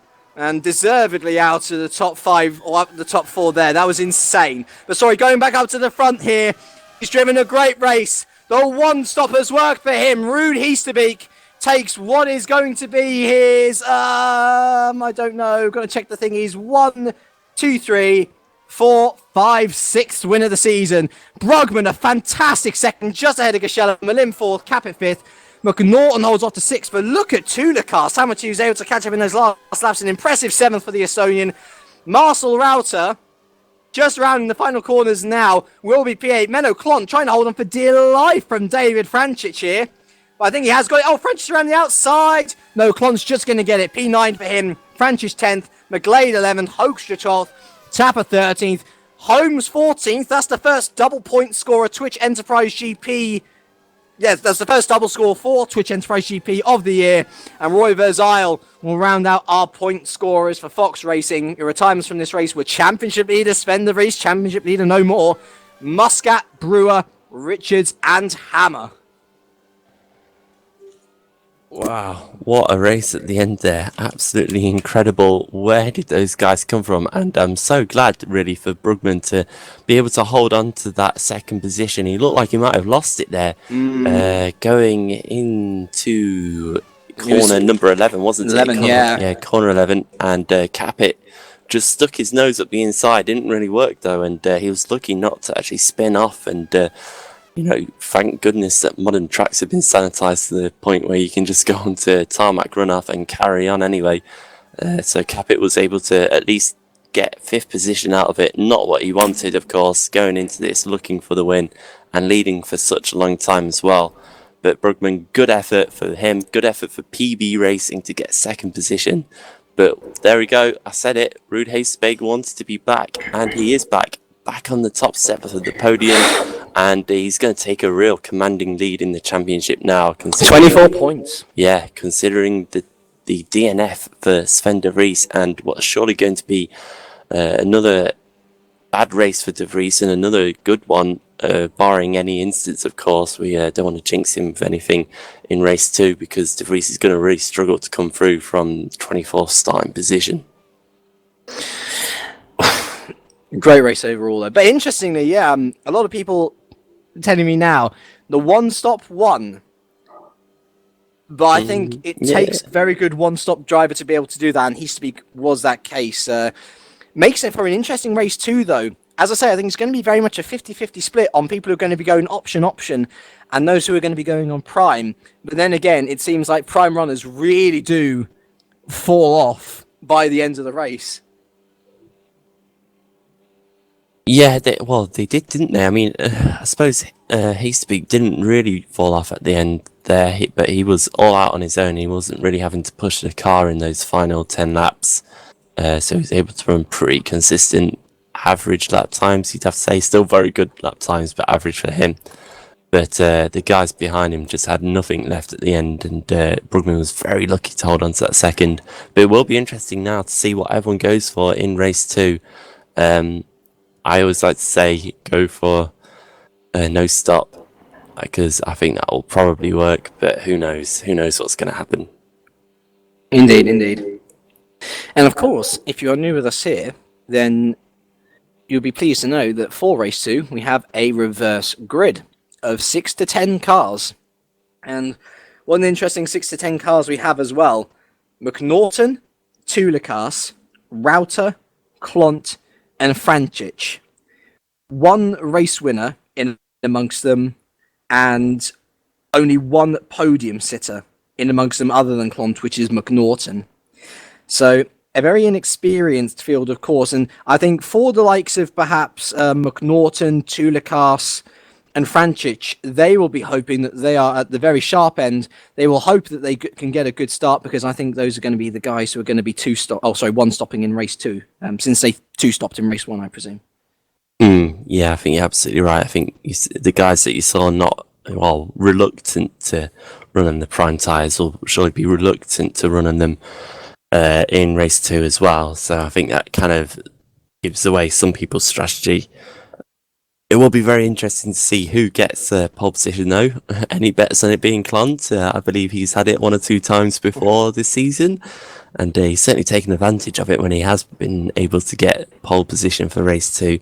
So it will be interesting to see if he can get it once again. Kevin Siggy entered the game. What? He retired from this league. He shouldn't be here. He did. He shouldn't be here. You're right. Positive Sim Racing as well. So who was it that dropped out for Positive in the last race? It was the Passer Riffle. Yeah. Did either of them not finish the race? I can't remember now. No, both of them finished. I can't actually see another Positive car in the server. That's weird. They both disappeared. It's like The Passer's back. Ah, there we go. So I think Riffle's been dragged out the car, kicking and screaming. Yeah, it looks like Javier Alvarez has done a tactical substitution, Mourinho-esque, at half-time. It's Kevin Siggy from the back. That's going to be exciting, isn't it? Exciting. Well, let's see what he does anyway. By the way, P8 was the number called, so it's going to be Router Tulikas, the front row. Nice. With McNaughton Capit row 2. That is good to see. I think we talked about how well Tulikas and Router both did in qualifying for race 1, and they ended up both having a very good race. So it's good to see that they've been rewarded. Riffle's back. Oh. One of the Positive cars, please leave. I think Siggy's come in to drop off a setup, potentially. It's a bit late in the day now for changing setup going into race 2. That's very interesting to see.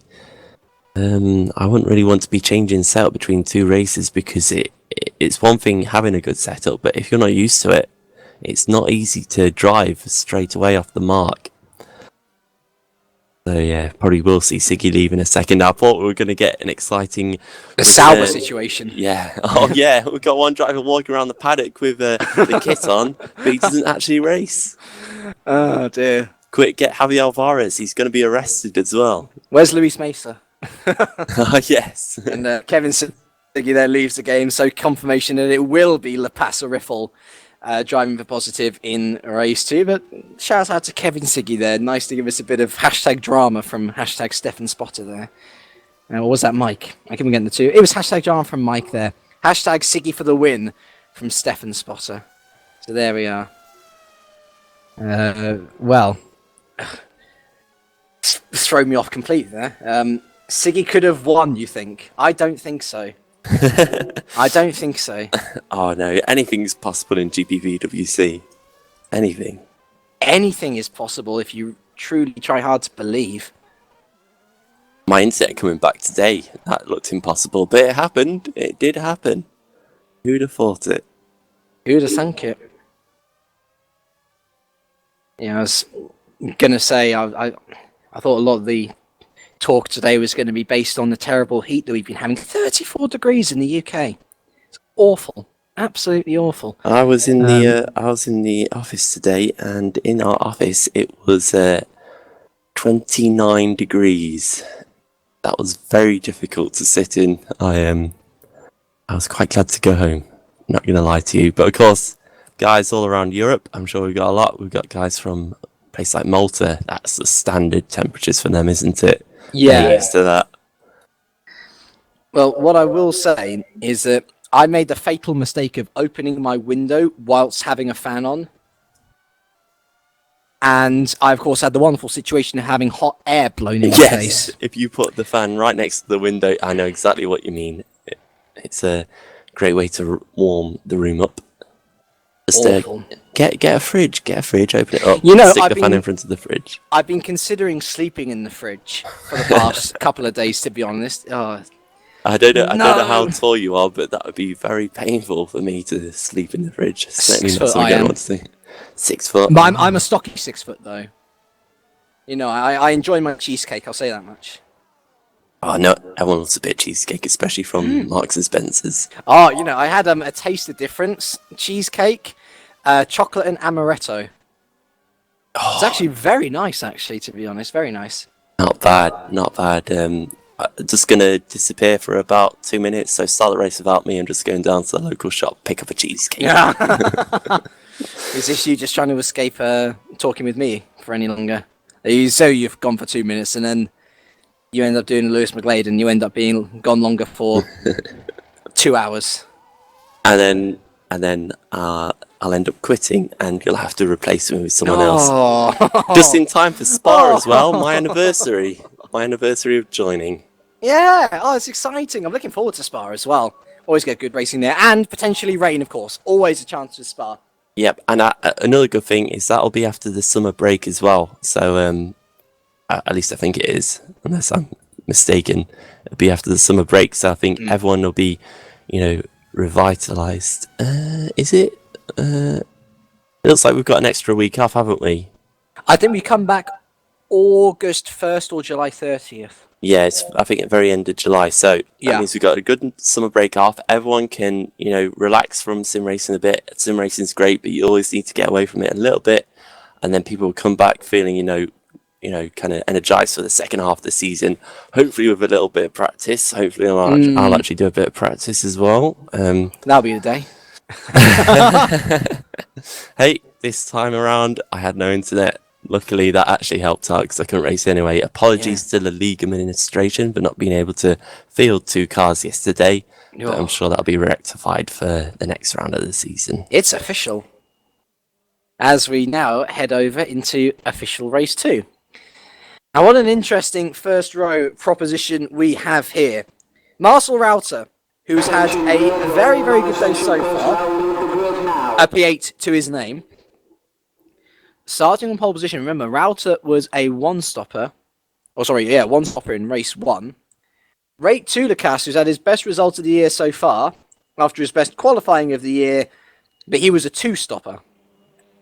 As McNaughton's left, oh no, Adrian! So that was P3 on the grid. He's gone. Of course, we've gone to the race now, so there's nothing we can do, can we? What a shame for Adrian. So that'll mean that Capit, therefore, is going to be into P3. I know my pick for... Mind you, Capit had to 2-stop. We'll go through our predictions for the race win as we go through the grid now. But I'm just having a look. Yeah, look at this. I was expecting this Rauter Prime 2 Lacasse option. And we'll go through the other tyre choices as well, as everyone makes their way to the grid. Leading us off on pole position then, for the second time this evening. Marcel Rauter for Smile Power Racing. He's on the prime, but his opposite on the second grid spot there. Rate 2 Lacasse on the options. He's going to be one-stopping this race. Risto Capit on the prime compound tyre. I wonder whether he's going to try and bear it to the end there. Surely he must be if he's on the primes P3. Pedro Melim, however, is on the options. He's going to be one-stopping from P4.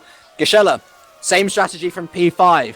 With Lars Brugman on the prime. That was expected P6. Ruud Easterbeek also on the prime P7.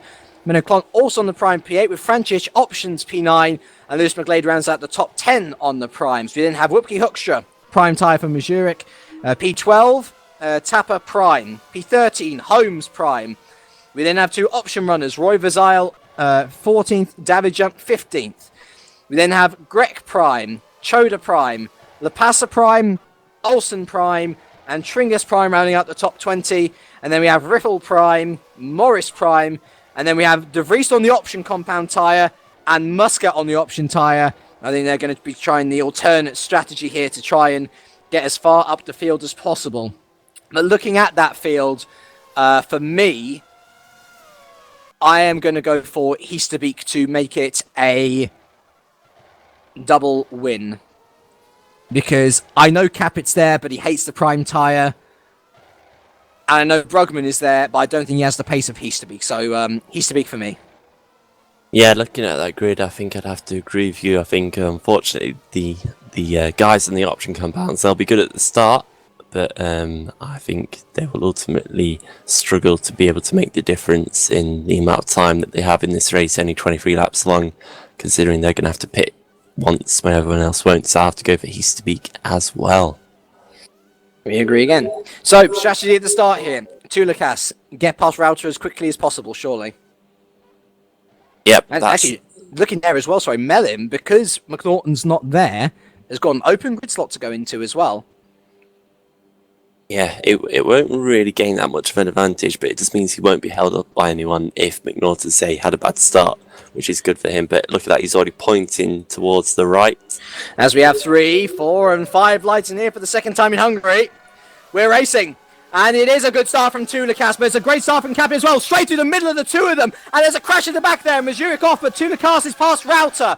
That's pretty crucial, I would say. Tulikas on the inside of Capit to turn 1. That was brave. Contact there as Tulikas goes wide. Is he around the outside though? Yes, he is. And there's a massive lagging car there in the midfield. I think it's a PB. But that is exactly what Tulikas would have wanted. And Malim has got past Capit as well. So the two option runners at the front there with a good start. Gashella up into P4 as well. Frančić up to P5 as well. Contact there in the back. And who's that round? I'm not too sure. It's one of the... I'm looking for the one in the Walters cars. It's Junt. Junt, yeah. It's some Junt unfortunately down. And Hoekstra out already. So it was Hoekstra who was involved in that very much start crash. Capit now really starting to hold back Gashella behind. As Router, he's had a poor start down to P6 already. Clont 7, Heasterbeek 8, McGlade 9th, Holmes up to 10th. And there's he's De Vries. De Vries from 24th on the grid, or 23rd, sorry, up to P11. Already a lightning start from the American. Already on the inside of Holmes on the prime tyres, not able to do anything there. But what an astonishing start from De Vries. And he goes up the inside of Holmes there. Surely he's going to get that done. Holmes goes wide to give the position. But coming round the final corner now, Tulikas leads from Mellin, Capit, Gashella, Frančić, Router, Clont, Heasterbeek, McGlade and De Vries. What a start. Yeah, unfortunately Hoekstra got caught by Holmes as he had a poor start. As now Capit has got Gashella up the inside of him and Frančić around the outside as well. Gashella's going to get the run out of turn 1. He gets 3rd place. Capit in 4th. Frančić all over the back in Capit. And now he looks up to the inside. It's turn 2. Very loose on the braking there, but just managed to get the car onto the apex, and Frančić makes the position. Good traction with those softer compound tyres. He's up into 4th. They both had to get past Capit, so the top 4 are all on options, and then we've got 4 prime compound runners, so it really will be a question of now how quickly and how far ahead can the option compound runners get away from the prime running tyres. You know, I reckon that Sven De Vries here is going to help those 4 option runners a hell of a lot. Nobody expected him to have the start which he has had, and he is now going to be trying to side his way through the 4 prime runners ahead of him as well, making them lose time. Yeah, and look, already onto the back of Heasterbeek here, and he's through already. Or is he? Contacts on exit.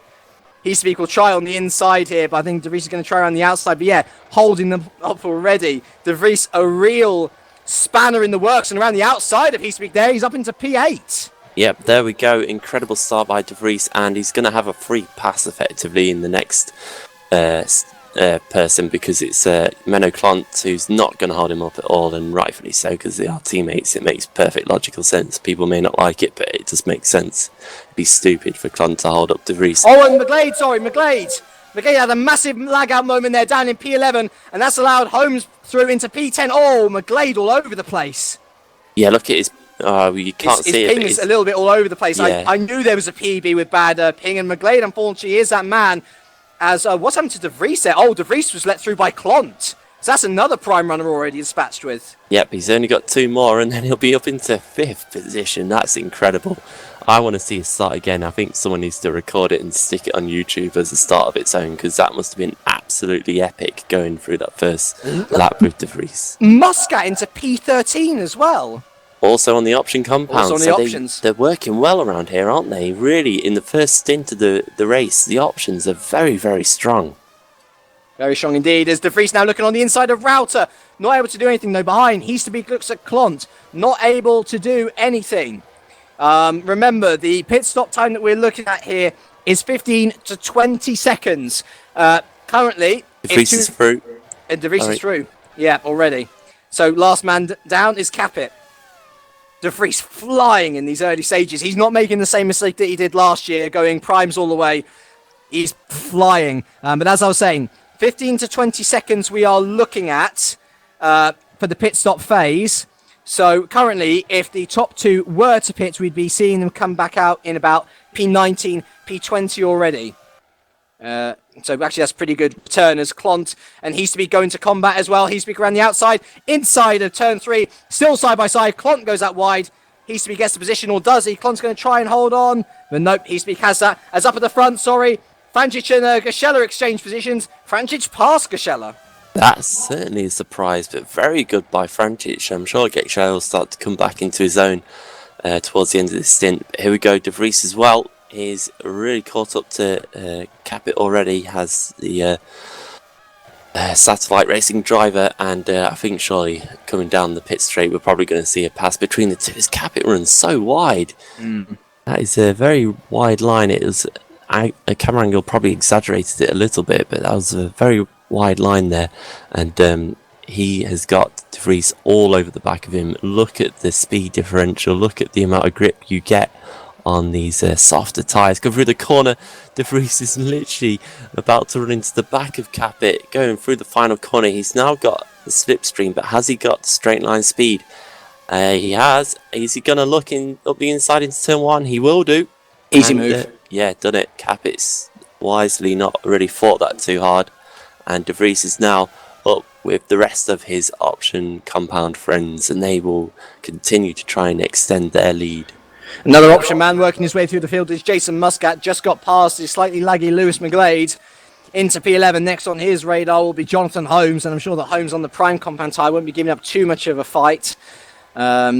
As Tulikas and Milim up front, they have not left each other's front and rear end, to be honest. They've been within 5/10 of each other for practically the entire race. Milim seems to be on a bit more of a charge now. This is for the faux lead of the race. It's definitely for position on track. They're both running the same strategy, of course. But I don't know, maybe Milim's just happy to stay behind for the moment being. I mean, I guess we're expecting the pitters to come in around lap 11 to 12 again. Yeah, you'd think so. Right at the halfway point of this race, that would make perfect sense. But of course, the tyres could go longer than that in the case of a few of the drivers who went very long in race 1. But it would make sense to go 11 or 12. What drivers will do, we don't know. I think it will depend on how much traffic each of the drivers have. So we might see, say, Muscat, for example, coming a little bit earlier than the leaders, because he is certainly being held up at the moment, still having to make his way through the field. But it's been a good start for Muscat, nonetheless, considering the troubles that he had in race 1. Then we're going to have a bit more of a complicated scenario here, because it looks like Holmes and Muscat are both catching up to Clont here in P9. So, I mean, the smart driver here would think, well, look, Muscat's on the option tyre. Try and let him get past Clont and then take advantage. But then again, you don't want to lose out to the man behind Lewis McGlade. Yeah, it's certainly the case. Muscat is right on the back of Holmes right now. And it will be a question of where is Muscat going to stick his nose.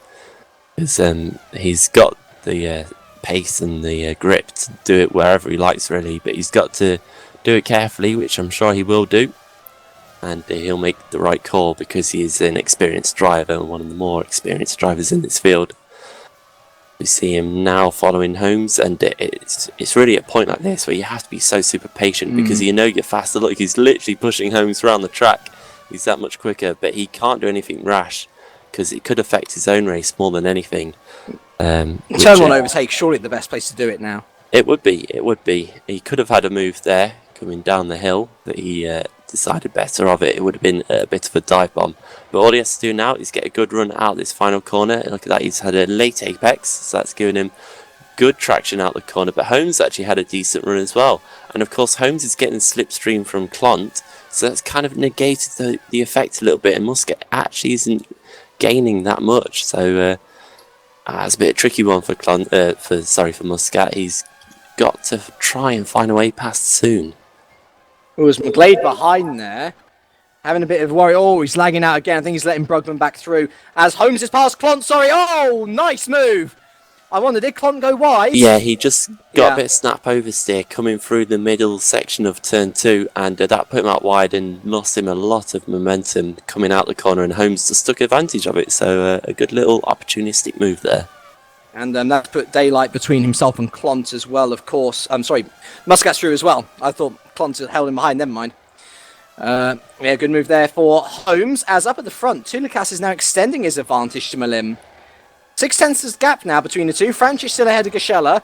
De Vries, I'm not sure whether he's catching Gashela necessarily, but he's doing well enough. Capit there still in P6 and 7 seconds off the lead. Remember, we're looking for a 15 to 20 second gap for the leaders to pit into here. That's where we are expecting to be around. Raut is still 7th, holding on to Heasterbeek behind. And then, of course, we have the battle here for P9. Holmes, Muscat, and Clont. And surely Holmes will be sensible to let Muscat through here. Muscat's had a much better run out the corner. I think that's pretty decent from Holmes. He's going to probably let Muscat through here. He's already up alongside the Englishman. Into turn when we go. Hope that Muscat makes a good line. Hope that Clont behind doesn't make... Oh, he's gone a little bit wide, Holmes. As I hear that Sam's internet has gone, that's expected. So we'll bring in hashtag Stefan Spotter here. Welcome, Stefan, to the race. It's been a good race so far. I think you'd agree. So Muscat through there into turn 1. Holmes back into P10. Got to defend off Menno Clont now. Yeah, so... That's unfortunate for Sam there. He said he won't come back. So yeah, you've got me now. Yeah, oh, no. Oh, Jones is going now, shall I? Yeah. Right, see it now. I'm joking. But now this is turning into quite an interesting race. Who's that messaging? Let's have a look. Hashtag unfortunately. So true. But yeah, this is... Right is struggling to get away from Pedro. I don't know if this is... both on the options, so this is turning into quite an interesting little battle up front. So Rate, Pedro, David, Emmanuel, and Sven are all on options.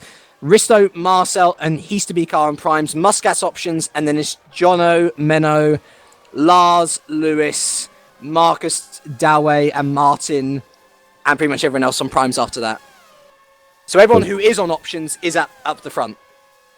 Which makes perfect sense, really. Yes. That's an interesting call. So they'll be having to be careful on their tyres. Prime's probably in a better position for the sprint race, so you can take them to the end if you really can. Always Holmes, sorry, having a move here on... Oh, Clont having a move on Holmes, sorry. Around the outside of turn 1. I think that's a very nice move from Clont. Very clean, very precise. Holmes will try and hold on around the outside of turn 2. I think Clont pretty much has this. Yeah, on the inside of turn 2 here. Clont ushers out Holmes wide. And Clont back up into the top 10. That was done though, isn't it, really? That was a perfect move, very well done. Holmes is going to stick to the back there, not really the opportunity to do it there, so good move from Menno. You've got to watch out for Lars Brugman behind as well, who started to catch up onto the back of these two as well. The 15-second pit stop gap, by the way, is now into P10. So dependent on your pit stop and how effective you are, you could find yourself coming out in the top 10 if you are lucky. It's lap 9 of 23.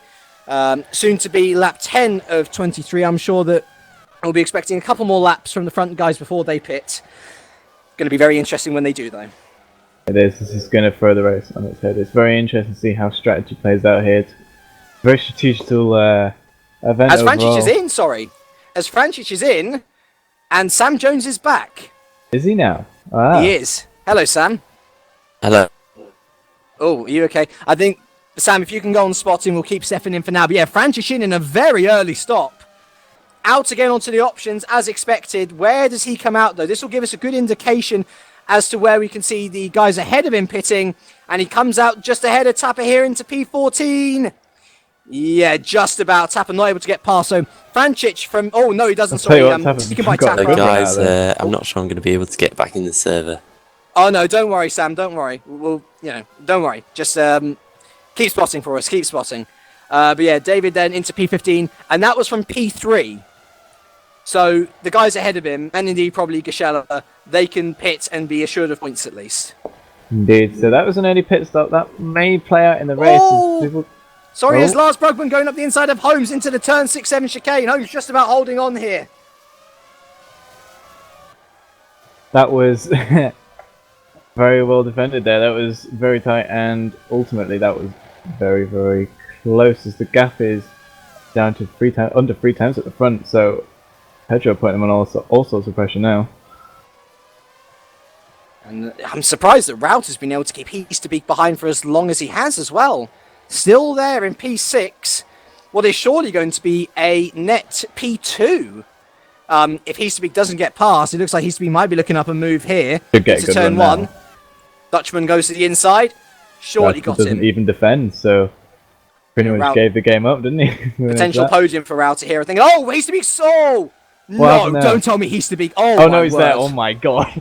Wow, that was almost another shock, another twist to the race, but Easterbeek is past and into P6. Net P2 though. Net P2, so man, that was high.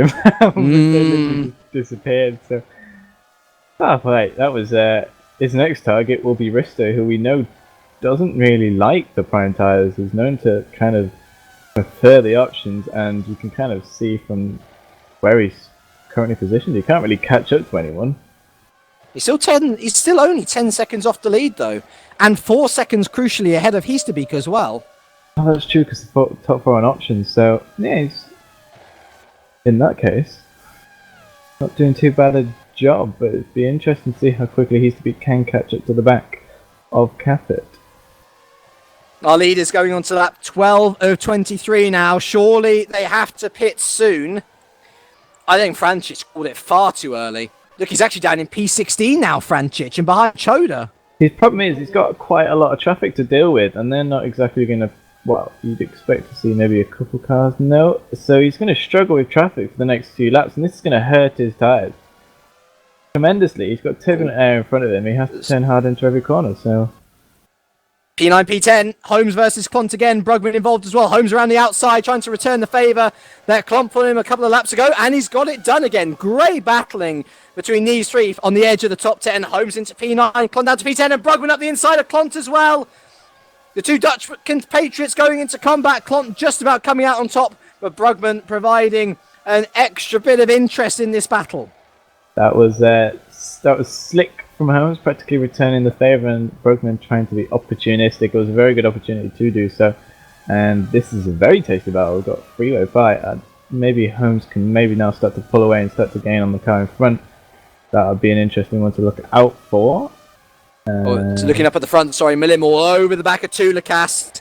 I think Tulacast's tyres have gone, and they both pit. Tulacast with a late entry there. Goodness me, so both our leaders in. Gashela goes round again. De Vries in as well, so Gashela will go around to lead another race. He was 3.4 seconds behind Tulacas at the last time of asking. Let's look at the pits here now. Both to go on to options. Let's see where they come out as well. Capit goes through.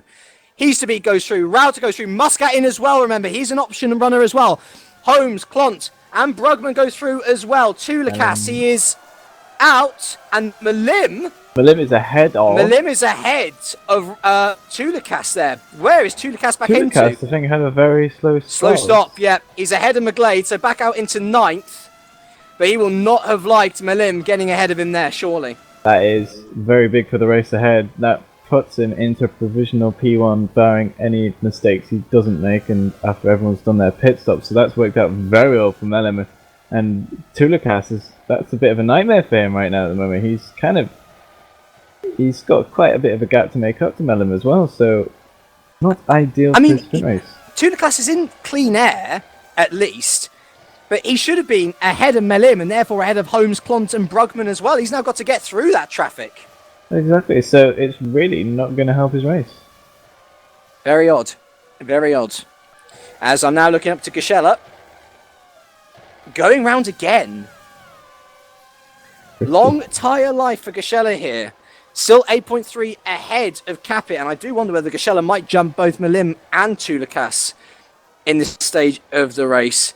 And I'm also wondering about the whole prime life as well, because Tulikas is now catching up hand over fist to Holmes ahead as De Vries, who was out behind, of course, is now past Riffle into P11. Next up the road for him is Lewis McGlade. Very interesting battles to play out towards the end of this race, though.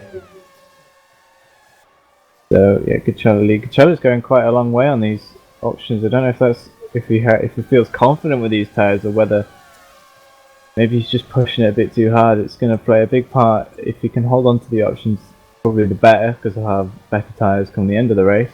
So that'll make it easy to hold on to whatever position he'll be fighting for. Indeed, indeed.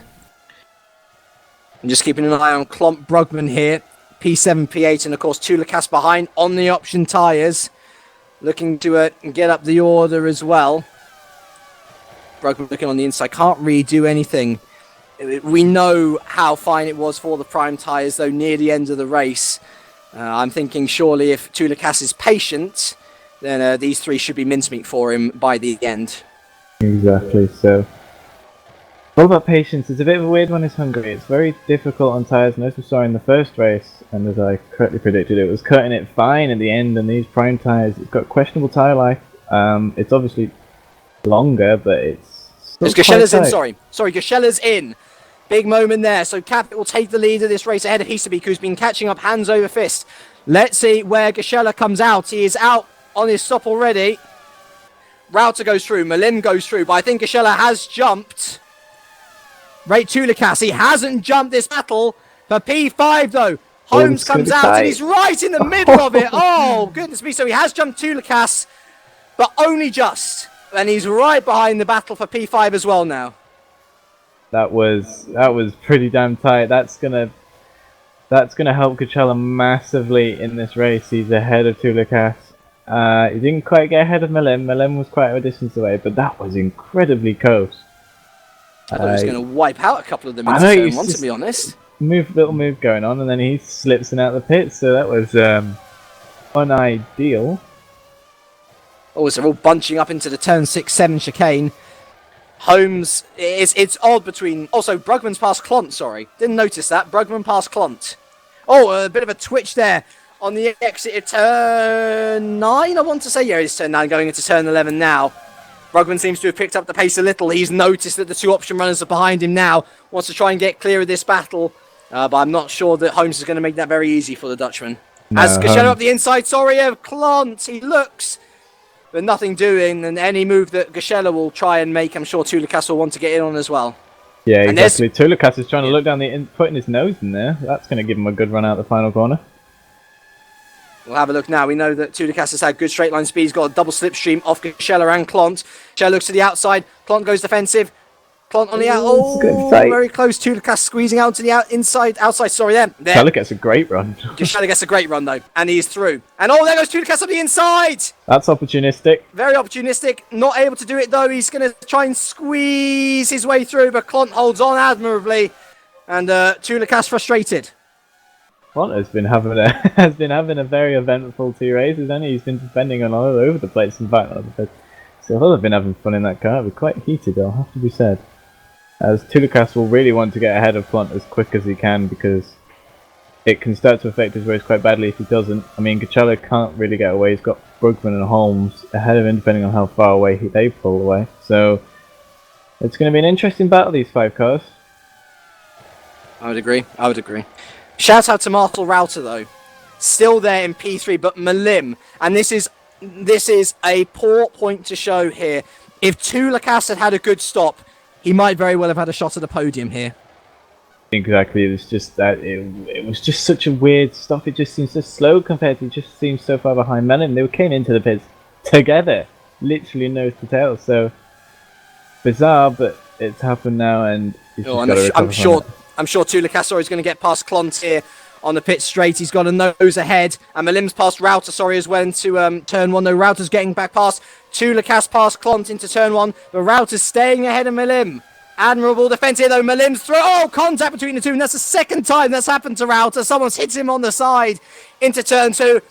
This time it wasn't as aggressive, though. Malim is... Oh, Rauter swerving again. Very unhappy with that. But Malim's through to P3. It's a bit of a badgy move. I can understand why Router might not be happy about it. He may feel that was an unfair move, but gotta get on with it. And also, yeah, you pointed out to Lucas got him in the first corner, so that's going to help him. He's going to get behind Gacella. He's pretty much caught up to the back of Holmes and Brugman as well. So I don't know how this is going to finish. This is very close between all of the cars. It's good watch. Klont now dropping away. Lucas now with a bit of a job to do to catch up to Gacella, who is looking. He's right on the back of Brugman and Holmes, isn't he? And I think that Holmes is proving to be the bottle cork in this particular effect. Actually doing his teammate a lot of favours here by holding up Brugman and Gacella, giving Lucas a chance to catch up. Heading on to the home straight now once again. Good drive out to the final corner and good top speed. This is what has helped Holmes so far, but already going defensive. Up against the pit wall. Brugman will have to go to the outside. No, he's going to find more space. Oh my goodness me. Almost using the grass and Brugman around the outside of turn one. That's not going to do it, and that's going to allow Gacella through. Opportunistic driving. Great move from the Romanian.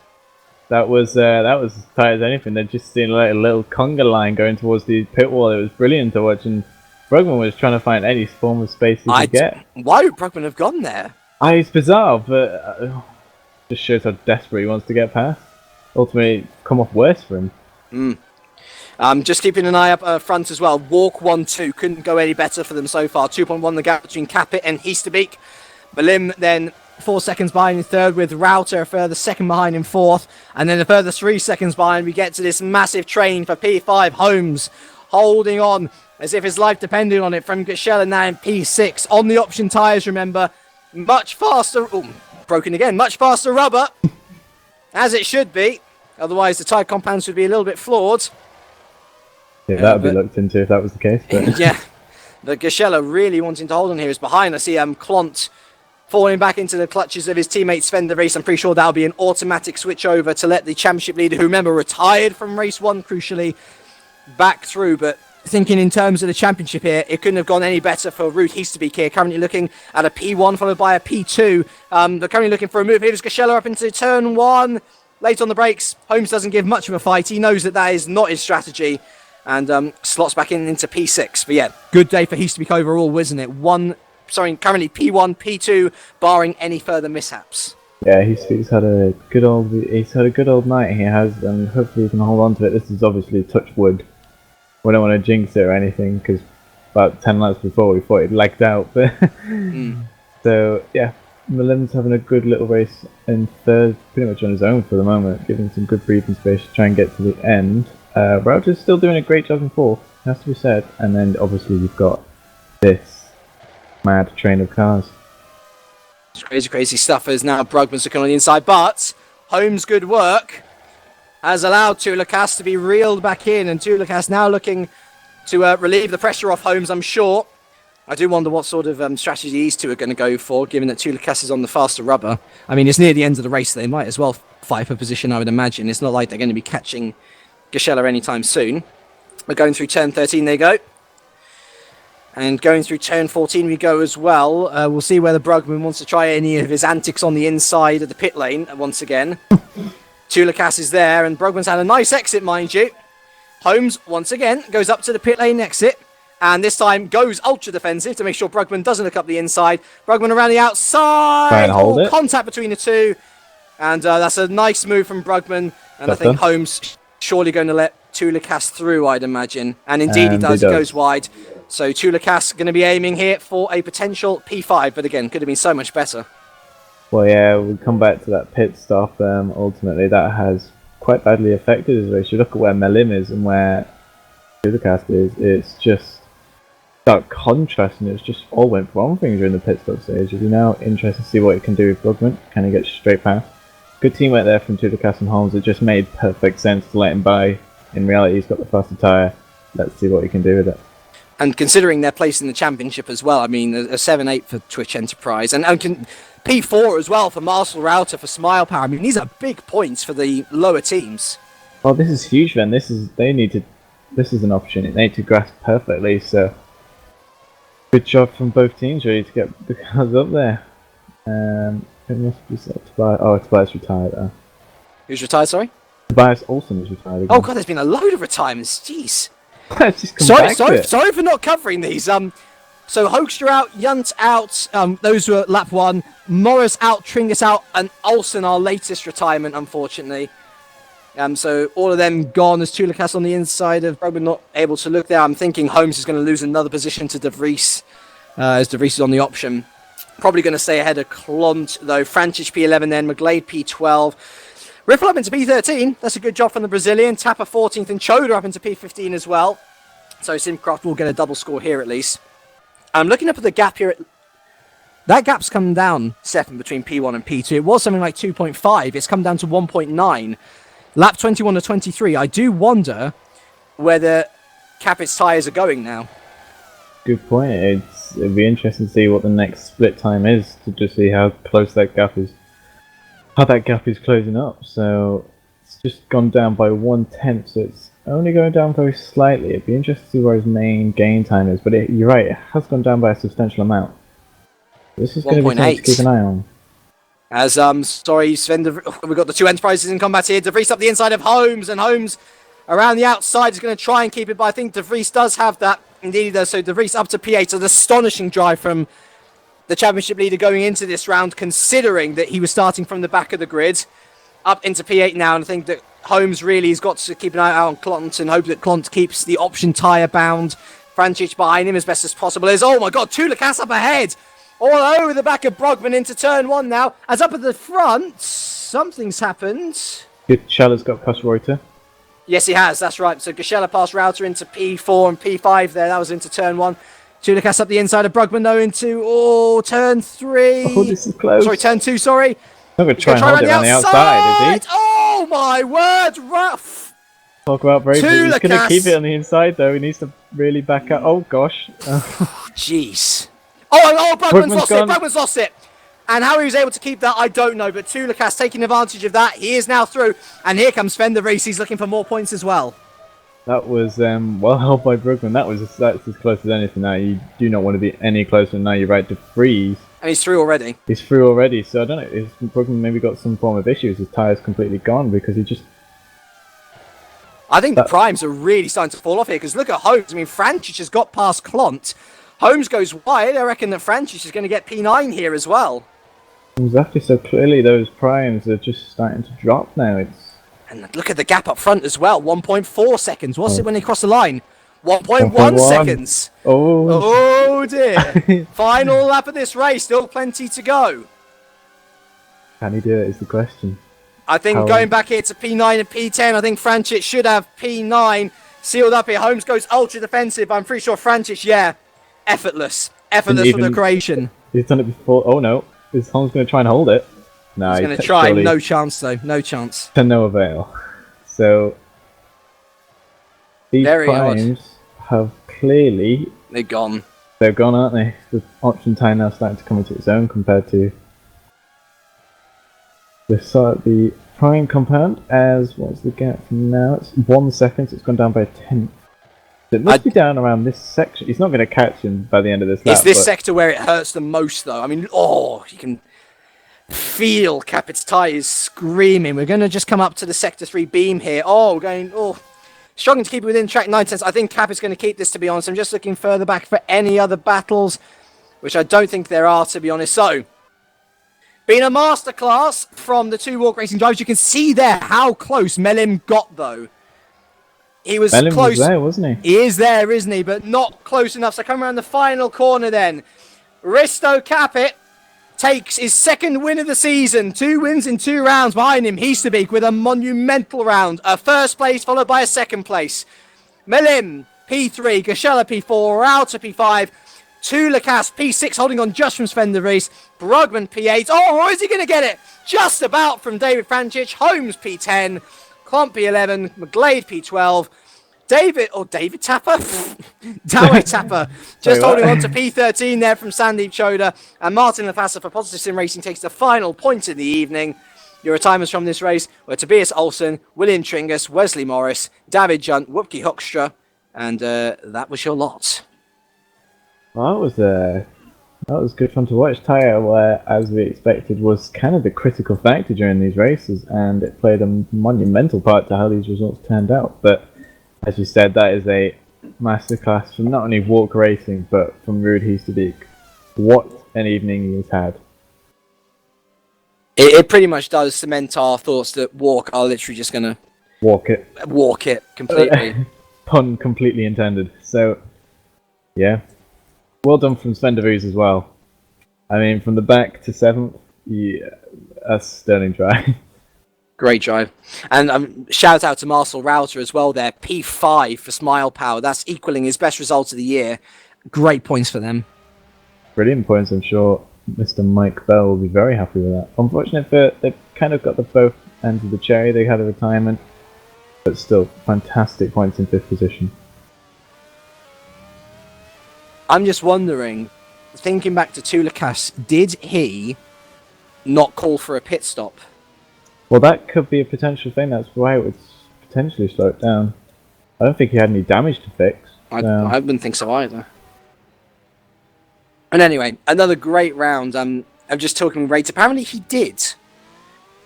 So maybe he did have damage. I don't know. That's bizarre. It did cost him. I reckon it's cost him potentially 4th a position. Podium. Or a podium, yeah. It was... That's just how damaging pit stops can be sometimes if they don't go your way. Indeed. Well, anyway. That's it for Super Cup for about 3 weeks now. Hope you don't miss us. Or is it 4 weeks even? It is going to be 4 weeks. Sad, but... Go out. Enjoy the sun while it lasts. Especially if you're in the UK. We got Greek's weather now, so yeah. Find out what the sun's about. So, let us drag in our race 2 winner here. Mr. Risto Capizzo. Risto, so close to another pole position yet so far. A bit of a... Well, I wouldn't call it a poor strategy, but you seemed a bit limited on strategy in race 1. And ultimately, you bore it out on the tyres you dislike in race 2 and took your 2nd win of the season. Yeah, qualifying was just like last time. Ruud got me in the end, but I was like 3/10 of my best, so it was, I don't know, good result. Good to have the first row to ourselves. And we had, a different strategy. I went for 2 stops. I knew in race 1 I could not make the options last so long because I drive the way I drive. So Ruud could let me by, but it was such a hot track that option tires, after they reach some temperature, they lose grip much faster than the primes, so they were not as fast as they should have been. So that's where the difference in strategy came. But I made some driving mistakes as well, and that's why I lost out in the end. It was so close to P2. I made some mistake. Lars had very worn tires, so he had to brake in the middle of a fast corner, and I drove into him. But P5 was okay. It was not bad. And of course, the 1-2 in race 2, I mean, Walk Racing have got over 100-point gap now on Satellite Racing. Is it at this point in the season where you start to perhaps, lay off the accelerator as it is, just take the results where they come, or is it pushing all the way to the end? No, you need to push hard. This series is very competitive. I practiced quite a bit for this, so that's the only place where the speed comes from.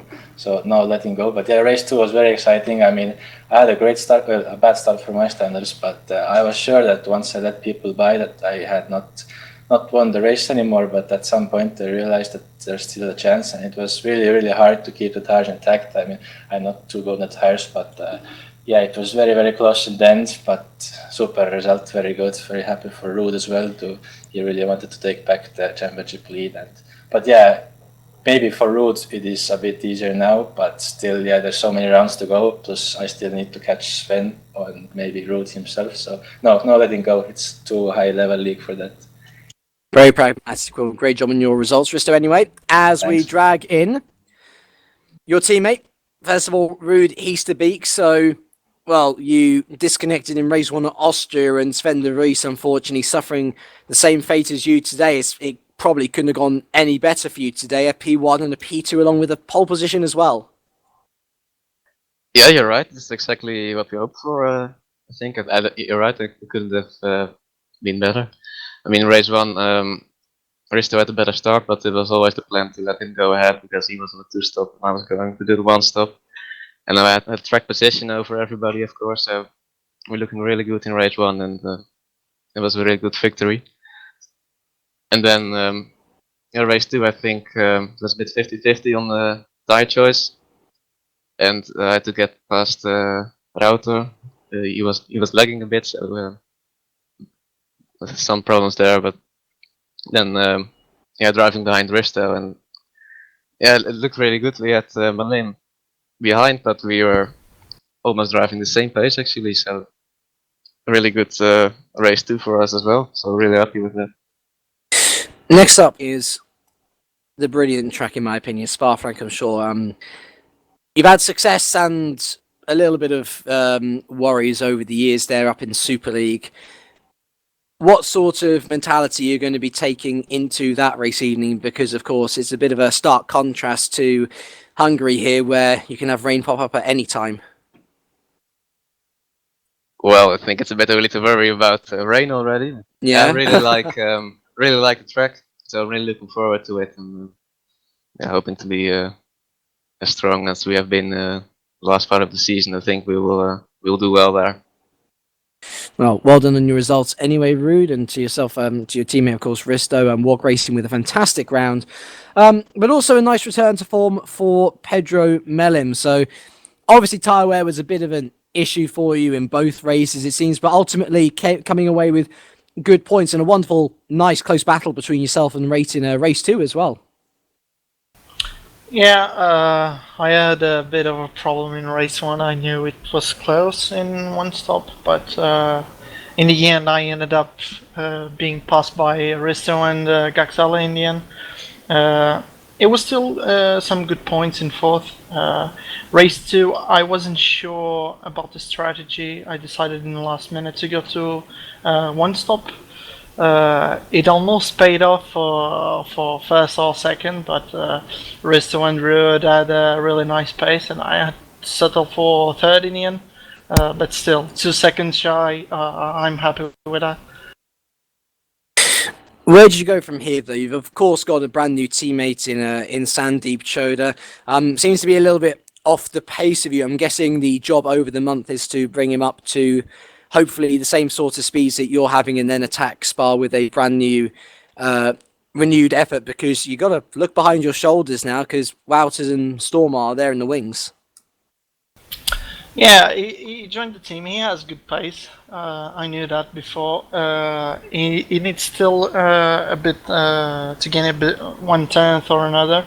I believe he had some problems in the races this time.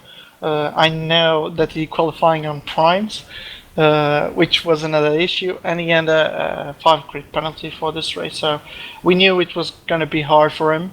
But he made the effort, and well, I'm not sure if he scored any point.